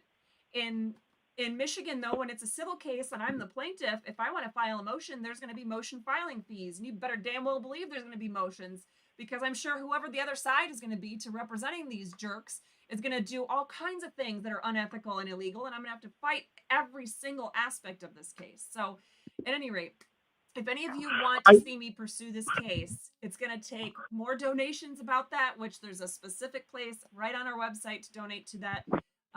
And it's going to take other support and help, whether it's from another attorney, a paralegal, a dedicated paralegal who can at least help me, so I'm not, I just don't have the bandwidth to do that case on my own. So at any rate, I do, I did. If I've got, yeah, go ahead. I'm sorry. Keep going. I was going to say something for 30 seconds. Okay. This is what this does is this record's left me homeless. I've been in a car, living in a car, because I can't get an apartment because of what they wrote up on me for the court charges that I went after a police officer when I'm permanently disabled. And he says I'm running. I was going to run him over with the keys in the off position on the dashboard while I'm having an asthma attack. So I'm visiting a friend's. I'm using his and I found you about a month ago, and I was like, I'll tell you, I was in tears when I heard you screaming. I don't care whether you're male or especially a female. When I says these are the same idiots that would sit there and play tag team behind my car, traveling 60 miles an hour behind my car, trying to play tag team with me, and then they go speed off, to try to intimidate you. Yeah. But anyway, if I can, one of these days when I win my court cases, I'll tell you one thing, I would love to give you some donations, because thank you for your kindness and everything. It's like I said, I'm just trying to live day by day. And people don't realize when you have to live in your car and it's 40 below zero, it hurts. But anyway, Catherine, God's blessings. I'll say prayers for you. Well, thank you. And thanks for calling in. I hope I was able to be of some encouragement or assistance to you in some way. Oh, you were. It's like I said, thank you for your kindness. God's blessings. All right, call in sometime soon. Wow, I wasn't expecting him to make me tear up about that. Way to go, Tom. You just laid it all out the last few seconds after that long call that you're in Michigan, record lows in a car. That's, I would have loved to get more contact information so we could see if there's a way to have people reach out to help you, because certainly in West Michigan, I know thousands and thousands of people. Anyway, if any of you happen to know who this Tom guy was, and you can try to get something going to connect to assist him, please do that. All right, it looks like Jason is getting ready to call me back. Sounds like Jason might have been one of the other individuals that was calling.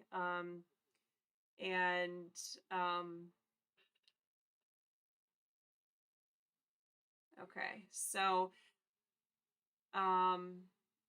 sure, Rick Martin, I don't know what you want to go live together about, but we can certainly go live together at some point. You and I don't always agree on how to get the job done, but I think we always agree on what the main goal is, and it's to secure our God-given liberties and get those tyrants out of our way and put them in check. So definitely. I can't believe it's already been an hour and a half. I wasn't planning on being on here this long, and holy cow, I've had a ton of missed calls. Oh my gosh. You see that? You see all these? I can't even count that high. I think, who did we have last? I think that was the 734 number that just spoke with me, and I think Lori was trying to get a hold of me. Have you been, okay, so I'm going to take a second until we get that Jason individual calling us back. Okay, I'm checking. Okay, so Jason was asking an hour and a half ago what time we wanted him to call in. That really changes based on how many calls we're getting. Guess I should change. There we go. Now you know you can call in. And Deborah Berry.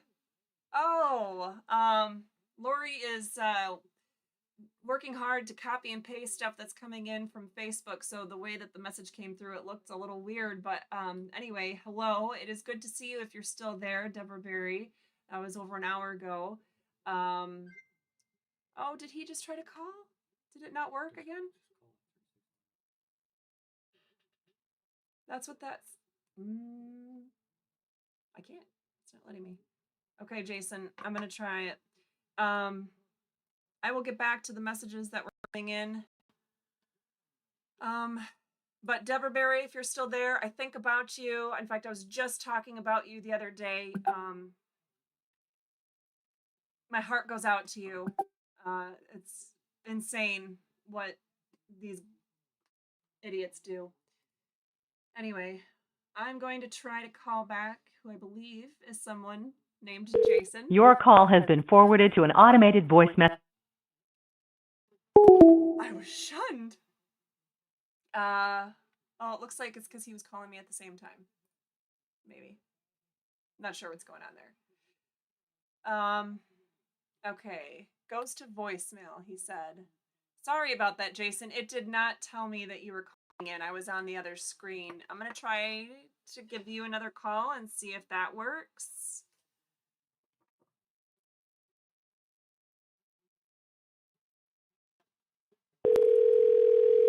It's ringing this time. I got you. Is this Jason? I got you. Yes, ma'am. Okay. And so what state have you been calling me from today? Texas. I'm down a little north of Corpus Christi, Texas. Is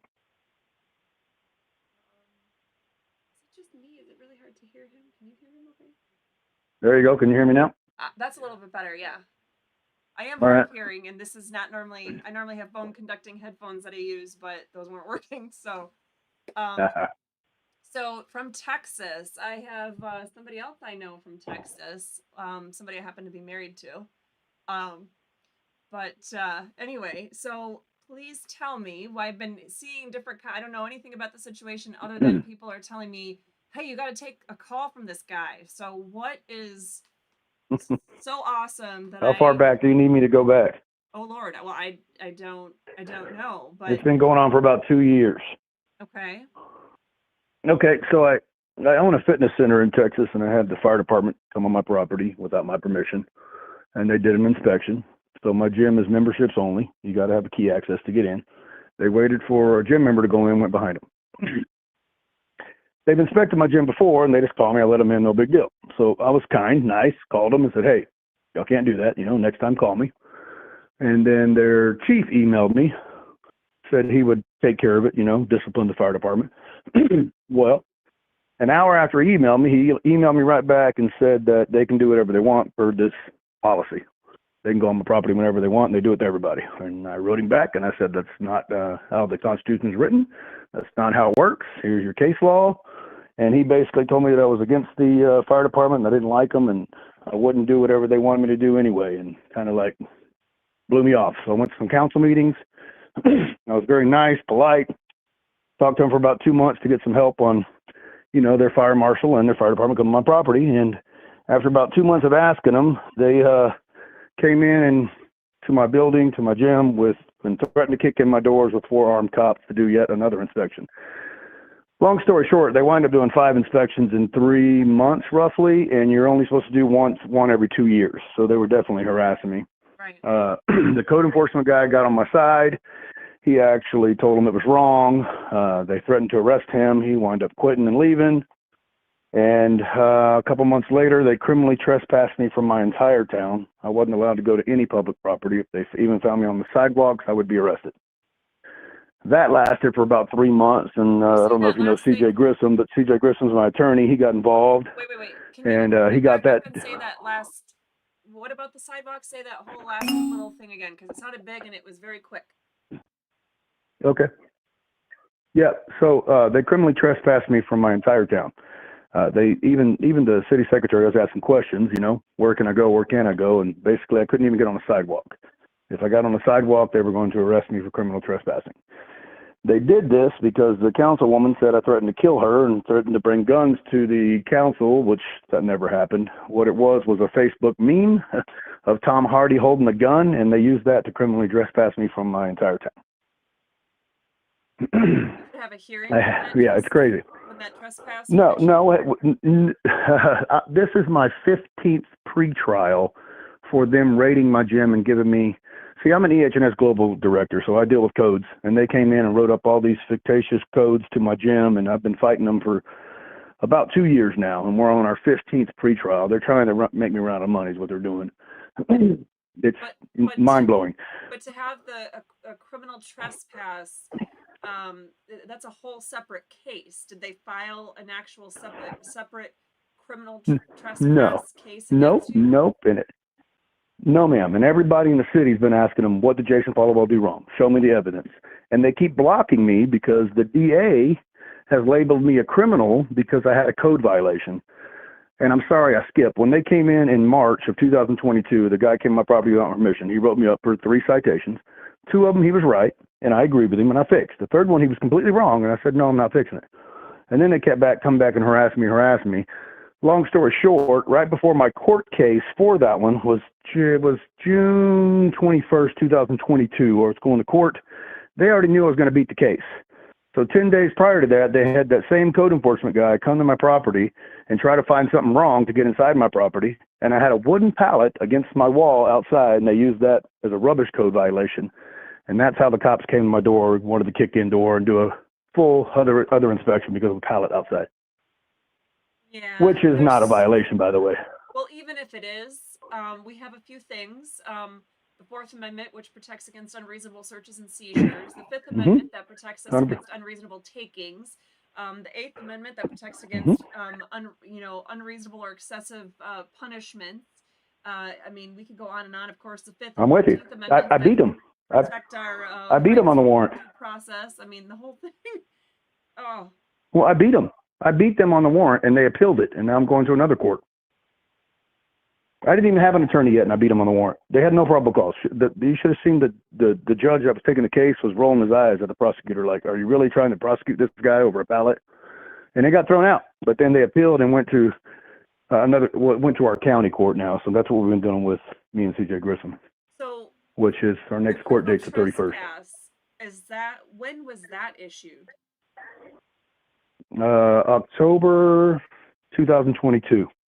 I would love. It might have been September. I'm sorry, September 2023. I believe somewhere around there. Yeah, I'd love to see that actual court order because, you probably know this, I'm guessing, but for those of you who don't, and you're listening to the story and your mind is just blowing at all the ridiculousness here, what everyone needs to remember is that, first of all, number one, the U.S. Supreme Court does not hand down law. So there's no such thing as case law. Judges are not allowed to make laws, but that's what our legislative branch is for. But case precedent has firmly established for the last, 70 years or so. I can't even do the math. 60 years, 59 years, something. I want to say 1965 were a series of cases that made it very clear you cannot, and these came out of civil rights cases where Black individuals would go into, say, a library and sit in the white section,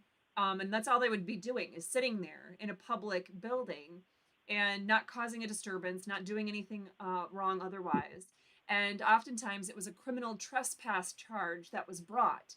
And what the court cases that came out of that established, or made clear anyway, is that you cannot give someone a criminal trespass charge for being on property that is open to the general public at the time that they're there. So, for example, not that I agree with this, but there's all the parks around here in Volusia County and Ormond Beach, anyway, that I've seen. The parks have hours, and you can't be in the parks past certain hours, which I totally disagree with. But anyway. So let's just say that's legit for a minute. What they're saying is the park is not open to the public dusk till dawn. And so if I go to the park during the dusk till dawn time frame, then in theory, I could be given a criminal trespass charge because it's not open to the general public during that time. Now, I was charged in the Allegan County case that we've mentioned a bit tonight.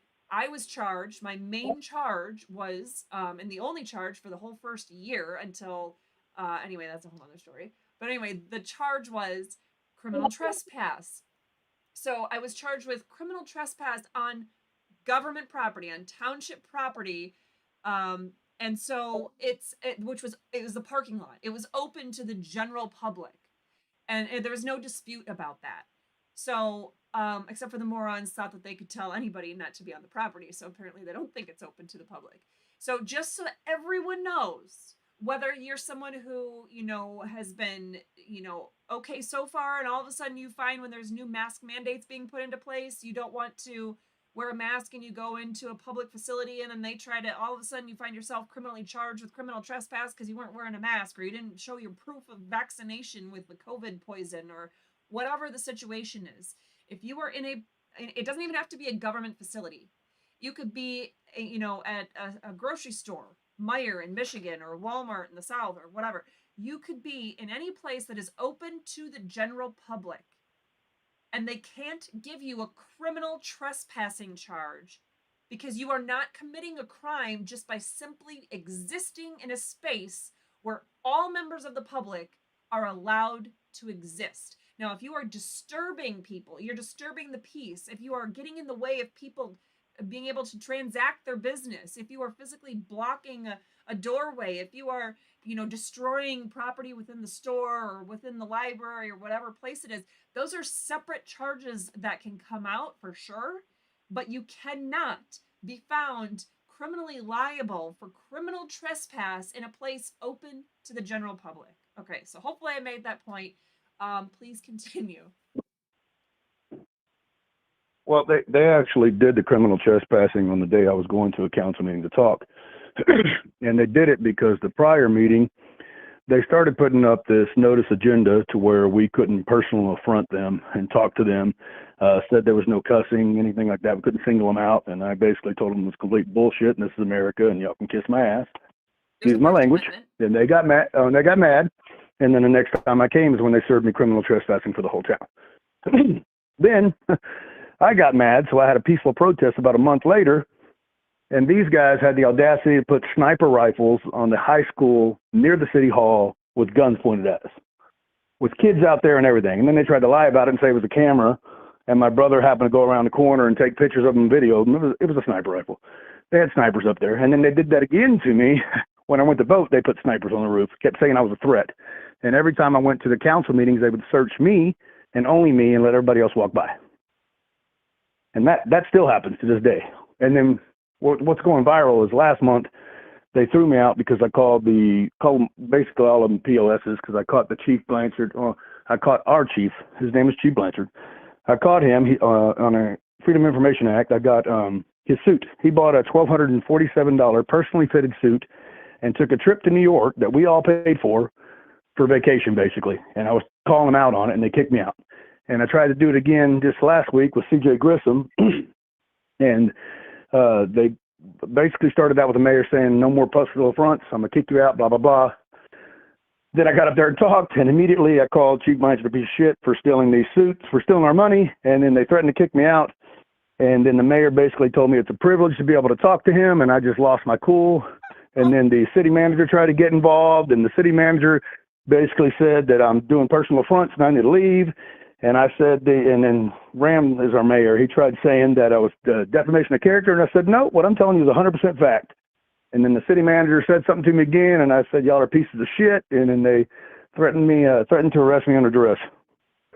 And then my lawyer, CJ, went up there right after me and told him you don't call it case law, but case law, he's about cussing and what you can do and can't do. And he basically read it out to him. And the chief of police assaulted him at the podium, kicked him out, threatened to arrest him, and then assaulted him in the hallway. And he's a civil attorney. Awesome. So then we sat outside with these other cops, and they're trying to read us our penal code, right, for disorderly conduct. And I kept telling them, no, you're wrong. That's not it. I didn't threaten anybody. I wasn't being sexually explicit, nothing like that. If these guys are pieces of shit, I'm going to tell them they're pieces of shit. And then me and my lawyer talked to the cops, and my lawyer's smart. He goes, is anybody going to arrest him if he goes back in there? And they said, well, he didn't get criminally trespassed because I got criminally trespassed last time, right? So we walked back in, and you should have seen Chief Blanchard's face. I put it on Facebook and blew it all up, put it all over YouTube, but he was baffled that we got back in there. But they let us back in and didn't arrest us. So what does that tell you? There was never a charge. So they went after my First Amendment right. They didn't want me talking about a suit. Right. And that's the video that went viral everywhere. Well, and it's Yeah. a sad state of affairs when that's something that happens a lot. I mean, my first taking on the government, if you will, in a direct format was actually in that town of 5,000 people that I lived in, that my husband dragged me to. Thanks a lot. So it was the city manager that was constantly violating the rights of anybody. And I was finding this stuff out just reading the city council packets. It was right there for anybody to read. And I didn't have to do FOIAs. I didn't have to do information requests or anything. And I'm like, this is ridiculous. And I had our youngest, who's just turned 10 last week.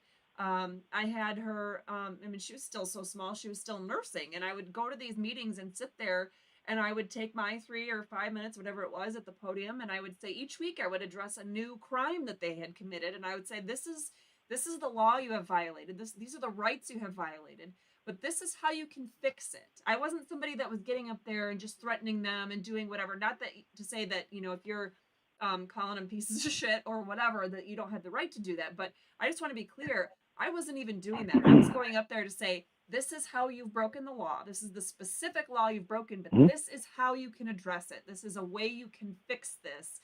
And they would try to shut us down, and they didn't want us going to the meetings. The city manager did everything she could. She even made a list. She literally made a list, and she started with, it was this list of the top 11 people in town that were really, you know, 3 of us were attorneys and the rest of us were just business owners. And she was going to stop us from going to these meetings. And what did she do? She said, well, I'm going to start with Catherine Henry, and I'm going to put her at the top of my list. Well, guess what? It put me through hell, but she's not there anymore. So, and I still was until I voluntarily moved.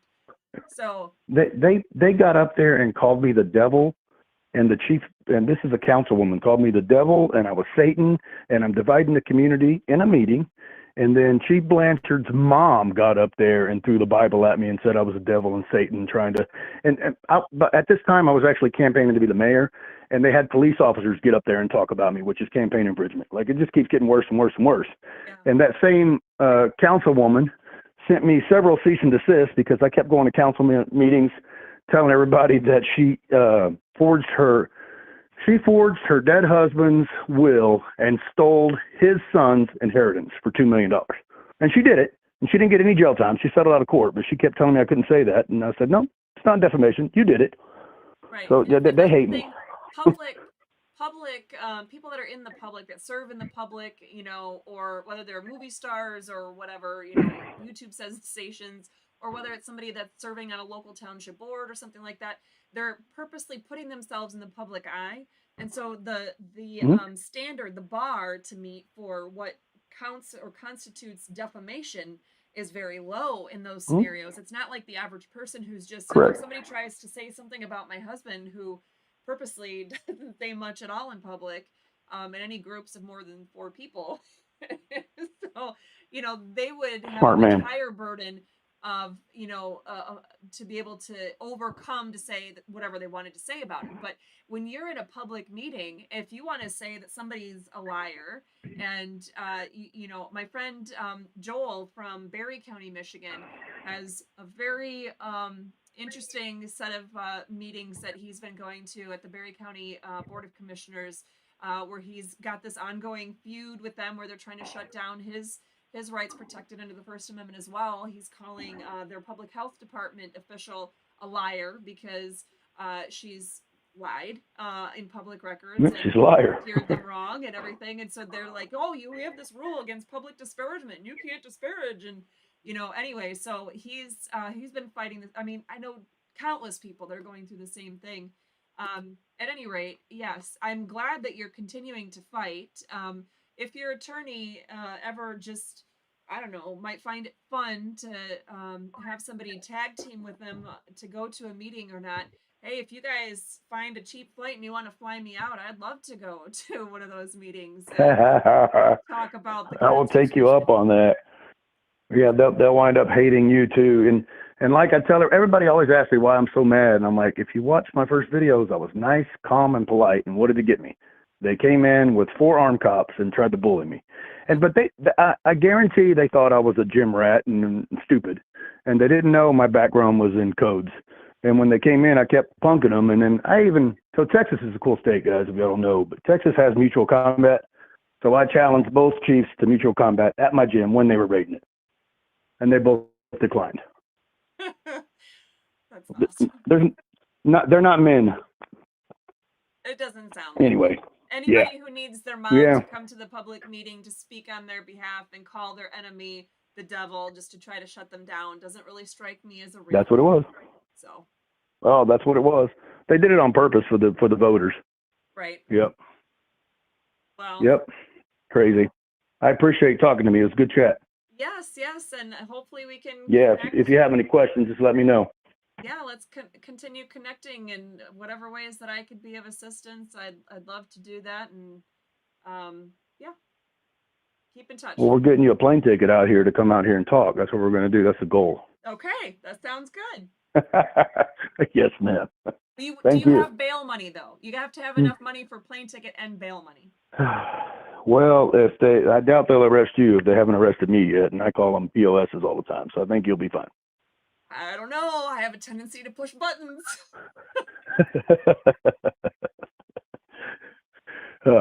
Great. Okay. Right. Sounds good. Well, thanks. Yes, ma'am. Thank you. Thank you. Great night. Yes, ma'am. Bye-bye. Bye. Oh my goodness.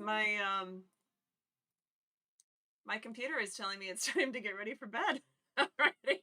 So it looks like while we were on that last call, we had 5 missed calls, one from here. And let's see. Okay. Yes, Rick Martin, if you have a specific time or day or whatever you want to do a show talking about all things Constitution, by all means, I'm open to do that. You know how to reach me. And let's see. Oh, Rick Martin says, I'm the Texas boy Michigan didn't expect to come against. All right. And Mitten State Media. Oh, I like that name. Yes, they have been very intriguing to say the least, these stories, that's for sure. Okay, so I had, like I said, 5 missed calls during the time that last call was coming in. So if you want to give me a call back or call, we'll do this. We will do this every single, as long as it continues to be of service, as long as we still have people calling in and sharing their stories and asking questions and furthering the discussion on all things Constitution and God-given liberties. By all means, we will continue this. I just did the financial reports for the year and it was pretty abysmal. So if you want me to be able to keep doing this and not doing it with like 2 empty cans and a string in between to take the phone calls, then please consider donating. Even if you only have $5 to donate, please go to restorefreedomkh.com/donate. I could use all the help I can get, and all these things cost money. So from the internet to the streaming software to the software I have to use 2 different sets of software to send out our newsletters, to WordPress, you name it. I'm doing it the cheapest way I possibly can and working as hard as I can, but it still costs money, and obviously it takes donations to keep it going then. So yes, restorefreedomkh.com/donate. But keep in mind that, like I said, as long as we get people calling in and utilizing this and finding it beneficial, I will keep doing this. So what we have started to do is the second Tuesday of the month at noon, we'll still do that one. So we'll have those daytime callers like my friend Roger Sullivan from the UP in Michigan, fighting the freedom fight way up there. And we'll do the fourth Tuesday of the month at 7 p.m. So the second Tuesday of the month at noon and the fourth Tuesday of the month at 7 p.m. And we'll just open it up to whatever. It seems to flow this way. I seem to have people calling in. So, oh shoot, somebody call. Okay, I'm gonna. Go to your chat. Why? Well, Okay, I'm gonna call you back. The person that just tried to call, it wasn't ringing and now it showed a whole bunch of missed calls. So I apologize for that. Let me see.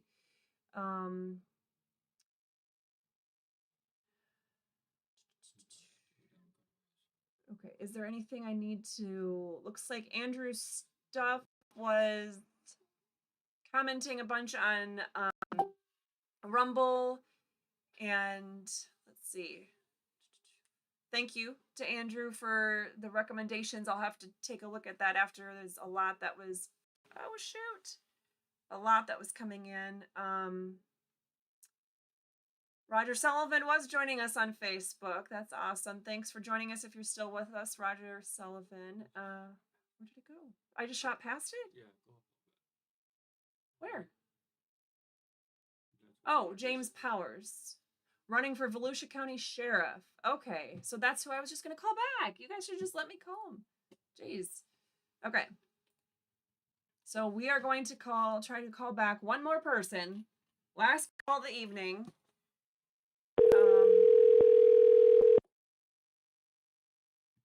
So I'm going to take off the call. And Hello? hello, this is Catherine Henry. Were you trying to reach me? Yes, ma'am. All right. So, My name is James Powers. okay. And you're calling from Volusia County? Ormond Beach, Florida. Ormond Beach, Florida. Wow, that seems to be very close to me. So, what? Yeah, can we very talk- close. What can we talk about? What did you want to talk about today? Well, I'm the rare hat in the race to run for sheriff against Mike Chitwood. Oh, I'll vote for you. Wait, are you a liberal? I'm actually a Republican. Are you Sorry. are you conservative or a constitutionalist? I believe in the constitutional law. Okay. I believe our Constitution should take precedence before law should take precedence, It if that makes absolutely sense. does. And I feel the rights of all our citizens are being violated on a daily basis. I did a little research on you. You live here in Ormond, correct? I sure do. Or in Volusia County? Yes. Okay, so my biggest points are the special event zone, which is violating people's Fourth Amendment right. The red flag law, which is violating our First, Second, Fourth, and the Sixth Amendment right. Eighth, What's your I would opinion say on that? eighth as well, but Yeah, there's so many of them that violate. Well, we can't keep them all together. well, actually, Well, and the what's fifth your and the opinion on 14th. those? Anyway, what did you say? I said, what's your opinion on those? On the Like, red flag those laws? laws that are being,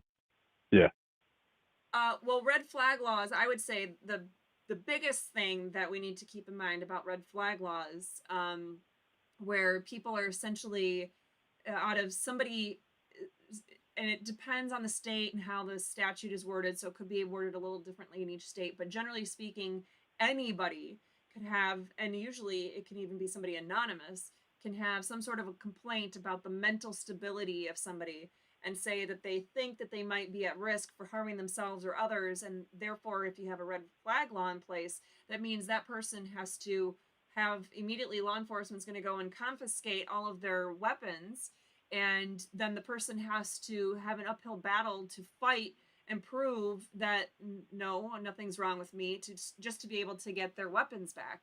And so in general, that's what the red flag laws are all about.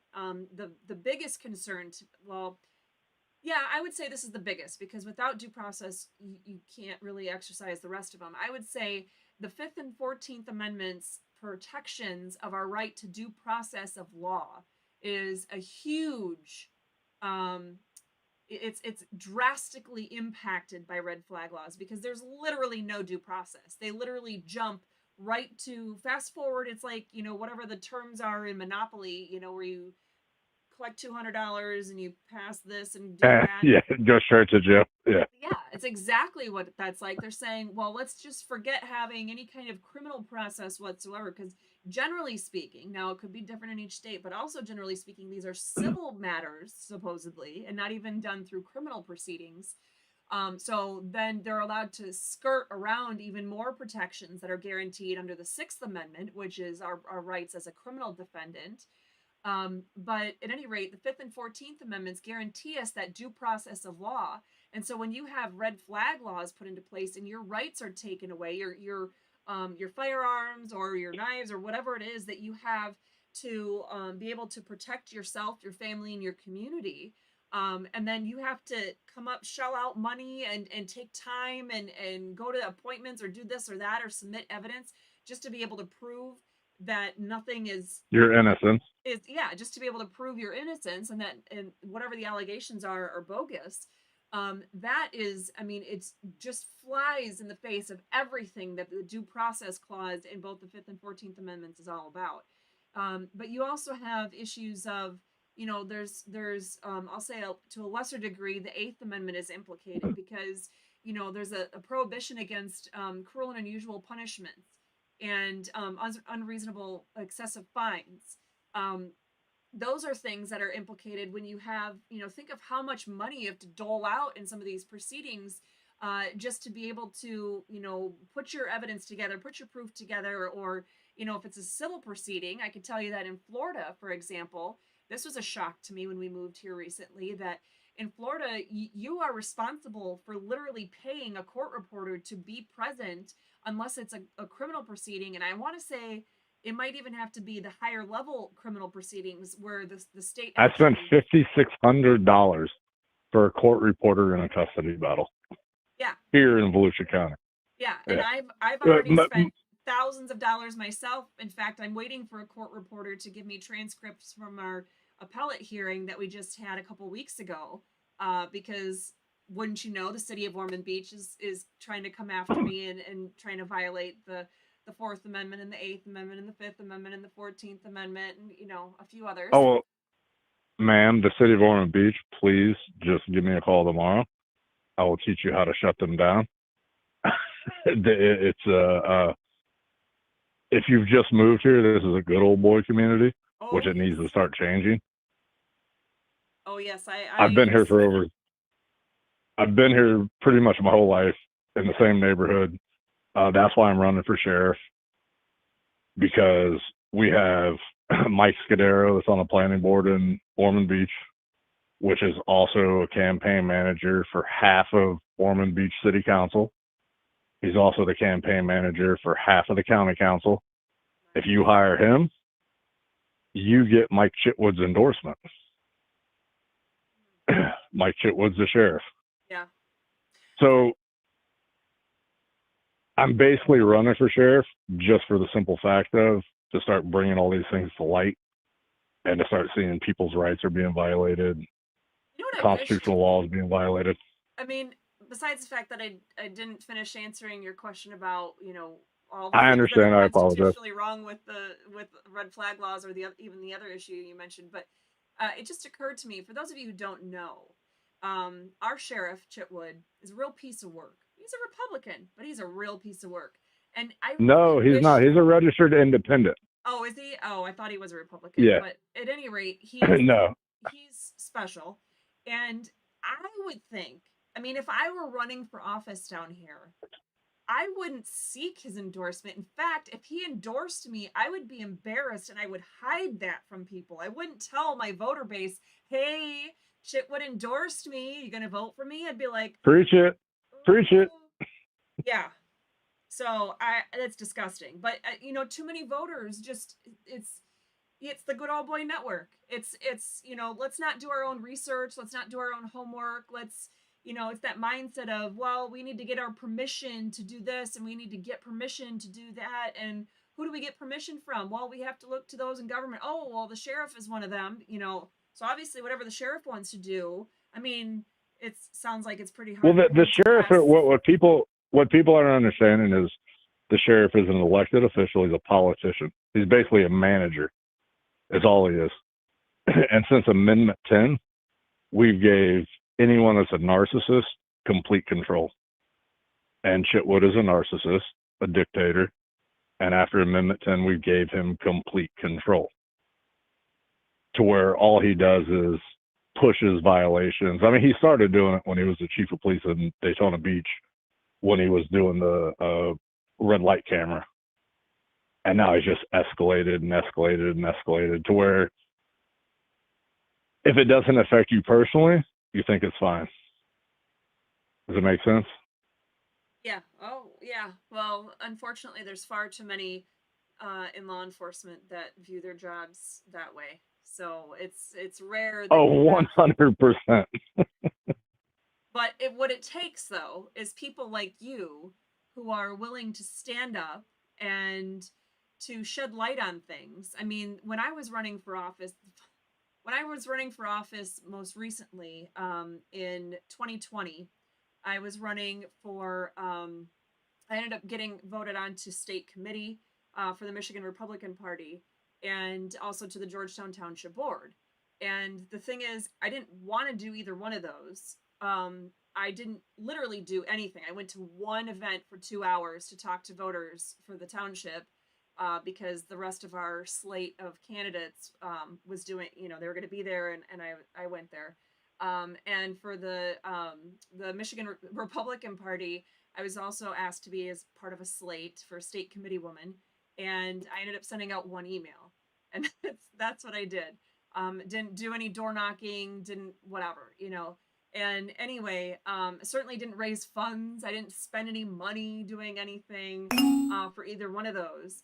And the thing is, when people would say, "Oh, well, that's the person that," I mean, at the time, I think I had well enough press. I was the main attorney fighting the entire government of Michigan, trying to shut down the state illegally and unconstitutionally. So I wasn't too worried about that. But it was like a people who are running for office, who have secrets, who have things to hide, maybe they shouldn't be running for office. But if people want to ask me about, being a homeschooling parent, or the fact that I've been divorced and, Mike and I have now been married for 12 years, or, that whatever I don't know. I had my first child. I have zero secrets.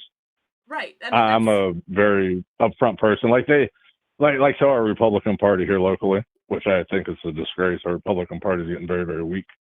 They tried to plaster my criminal record all over social media. It's like, yep, that's me. Sure is. But look at the dispositions. Right, exactly. Look how they ended up. I was arrested violently for a crime in 2020, but hey, I was elected on the same day, and it wasn't my wrongdoing, and I'd be willing to do it again because I was standing for freedom. I was standing for the Constitution, and I was the wall in between me and the voters who called me to have me represent them as an attorney. I was there as their attorney, and these jackasses still decided that they wanted to violently arrest me in front of my then 6-year-old daughter. So it's just disgusting. But that's unacceptable. But it takes people like you that are willing to be like, hey, I'm an open book. I've got nothing to hide. I'm here because I have a purpose. And my purpose is to protect our constitutionally protected God-given rights. I'm here to defend that. I'm here to defend those limitations on government officials, that kind of thing. So the problem is people don't understand that. Like you have people that go to the Ormond Beach city council meetings, city commission meetings rather. Yeah. And you're asked to give your name. You're asked to give your address. And as of a month ago, if you didn't, and they could find you in the water bill section, they were posting it in the minutes. You have school board members telling parents, I wish you lost your constitutional rights as you walk through the door. You have county council members stating, I don't want any videotaping in chambers anymore, in the open forum anymore, because you guys are editing the videos. it's when is it all going to stop? Like who's going to be the one to stand up and stop all the corruption? And that's the As a thing. constitutional sheriff, It's all of us. Chitwood should be mandating this. I mean, we have all the grooming books that the school board thinks, nope, they have to be, you have to talk about them 3 times before we're going to pull them out. And they're still arguing about it. And now the school board here in Volusia County wants to do improper searches. That's the next vote. I don't know if you've been following that. I have Chitwood, not. no response. Yeah, no, Excuse me?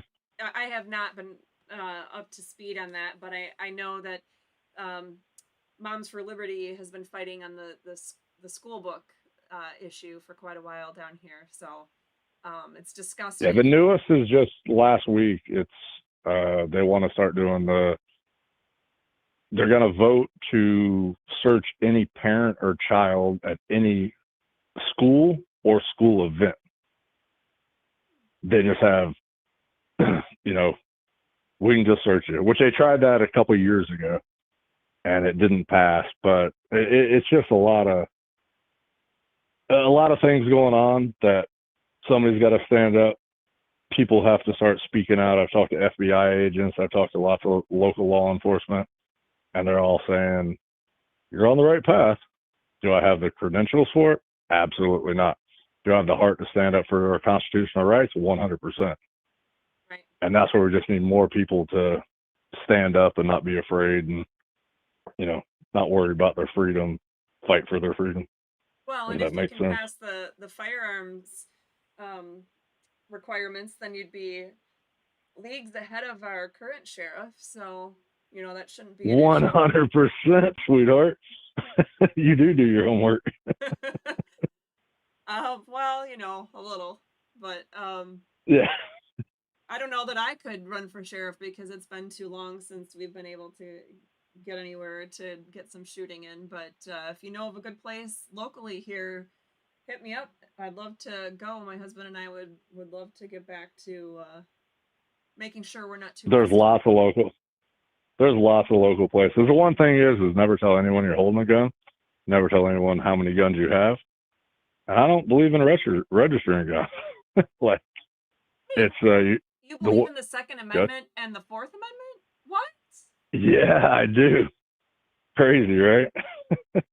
How ridiculous. Well, it was a pleasure speaking with you, and I very much so enjoyed the opportunity. I wish I would have been able to speak to you earlier. Yes, sorry. Our mutual friend.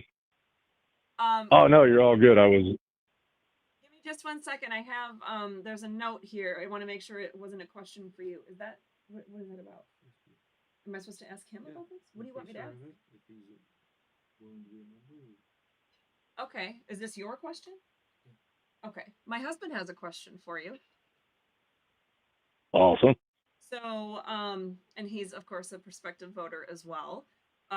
So if you were elected as sheriff, he wants to know, first of all, have you heard of the organization, the Constitutional Sheriff and Peace Officers Association? I'm going to be honest with you. I won't answer stuff that I'm not 100% knowledgeable about, but I have read about the Constitutional Sheriff bylaws. And there's so many articles out there right now. I'm not familiar with that exact question.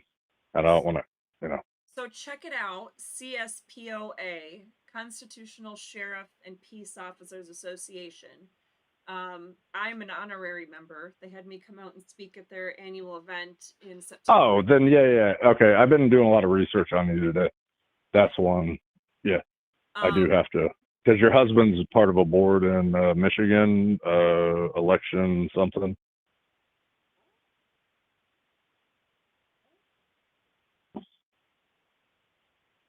Are you talking about a Facebook group that he has? Yeah. That's the only way to research anybody real quick. Oh. I work all day. Well, it's not a board. It's himself. That's just. Oh, okay. Hey, tell him the optics look great because I thought he had 1,000 members. Hey, so. Good one. But anyway, yeah, and our lives are an open. Well, shoot, the easiest way to find information out about me is go to my website, because most everything I try to put on there, I just haven't had the time to put everything. But anyway, I had like 1,000 feet of stone to do on a pool today, and was like on my phone setting it down, But I did try. I didn't hear about you till this morning, so. I've been causing trouble here in Ormond Beach for quite a while. So, That's what I don't understand how we haven't met each other. Like, everybody hates me in Ormond. They hate me but love me, and I'm still gonna live right here in my same neighborhood since I was 14. So. Well, I definitely look forward to meeting you. To you, as well as to anybody else who is thinking about joining in law enforcement in some way, shape, or form, or perhaps you already are. If you haven't already heard of it, please check out the CSPOA, Constitutional Sheriff and Peace Officers Association.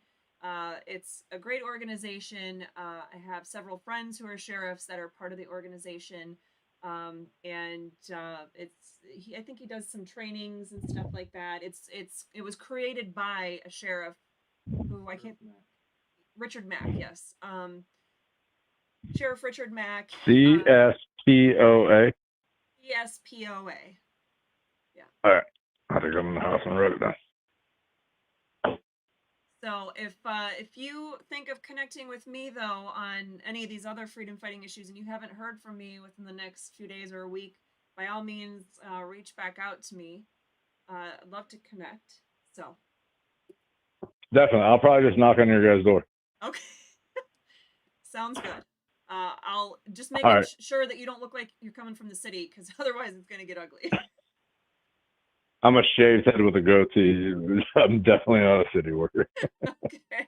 But it was a pleasure getting to meet with you guys, do a little insight. Hopefully next time we can have a little more dialogue, and I'll be more prepared and planned. Sure. But I definitely wanted to get my name out there and speak with you guys and meet you. Yeah, sounds good. Hope you all have a great evening. Yes, you too. It was nice to meet you over the phone, and I'll look forward to meeting you in person. All right. Have a great evening. Thank you. You too. Bye. All right, guys. So I have switched the screen because now that I've been on here for 2.5 hours, I'm not going to take any more calls. I do see that while I was on that call, I did have another call coming through. Please try to call in the next time we do it. If you're only available in the evenings, it's the 4th Tuesday of the month at 7 that we're able to do the evenings. Honestly, I hate doing the evenings because, of course, tonight my daughter's basketball season started, and so I had to bribe my son to taking her to basketball. But I don't like to have to miss those moments just to, do my work. So at any rate, I can't do any more than just the one evening show. But the second Tuesday of the month at noon is the other opportunity to call in, ask constitutional questions. We could brainstorm. I may not always know the answer, but I think you guys, if you've been watching this whole show, you know by now, if I don't know the answer, I'm going to tell you I don't know the answer. If I haven't heard anything, of a particular topic, I'm not going to BS you. I'm going to do my best to use common sense and logic and the Constitution and the things that I know to piece things together, but I'm not going to make something up. So by all means, bring your constitutional questions in either the second Tuesday of the month at noon or the 4th Tuesday of the month at 7.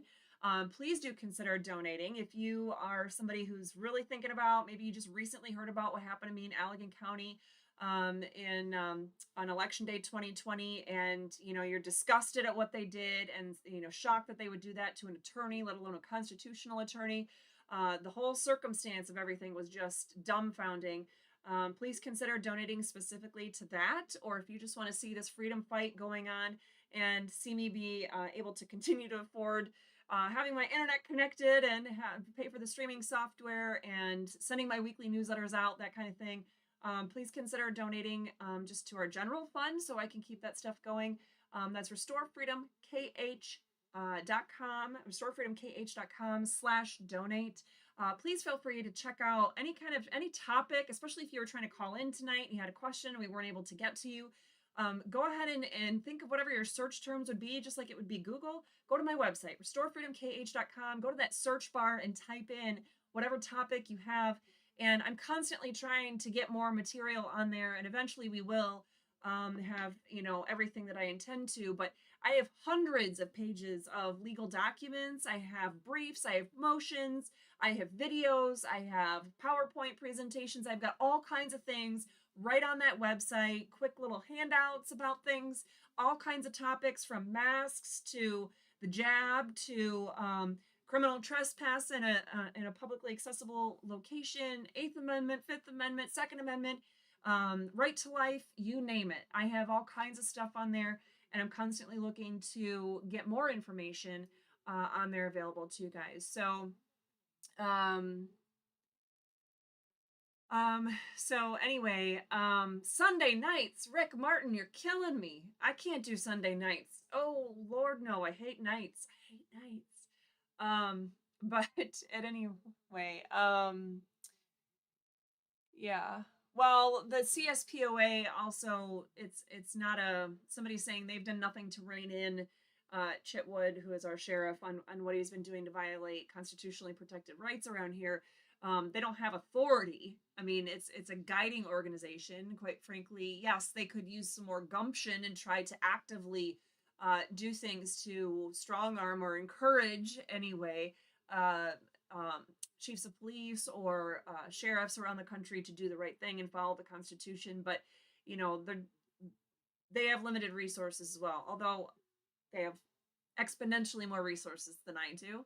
But at any rate, they're trying to do essentially the same kinds of things that we're trying to do: educate and empower people to understand about the Constitution. So yes, and Rick Martin is also mentioning my good friend Darleaf, who is the sheriff of Berry County. I was actually on the phone with him at the time that the incident was happening at the start of the Allegan County trespass case in 2020, when I was illegally and unconstitutionally arrested. But at any rate, so please make sure to hit that like button if you haven't already.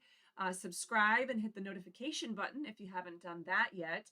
If you want to sign up for our weekly newsletter, you could do that. I want to say it's in the footer of almost any page of our website, or you could go to resources, or a bunch of other ways you could get there.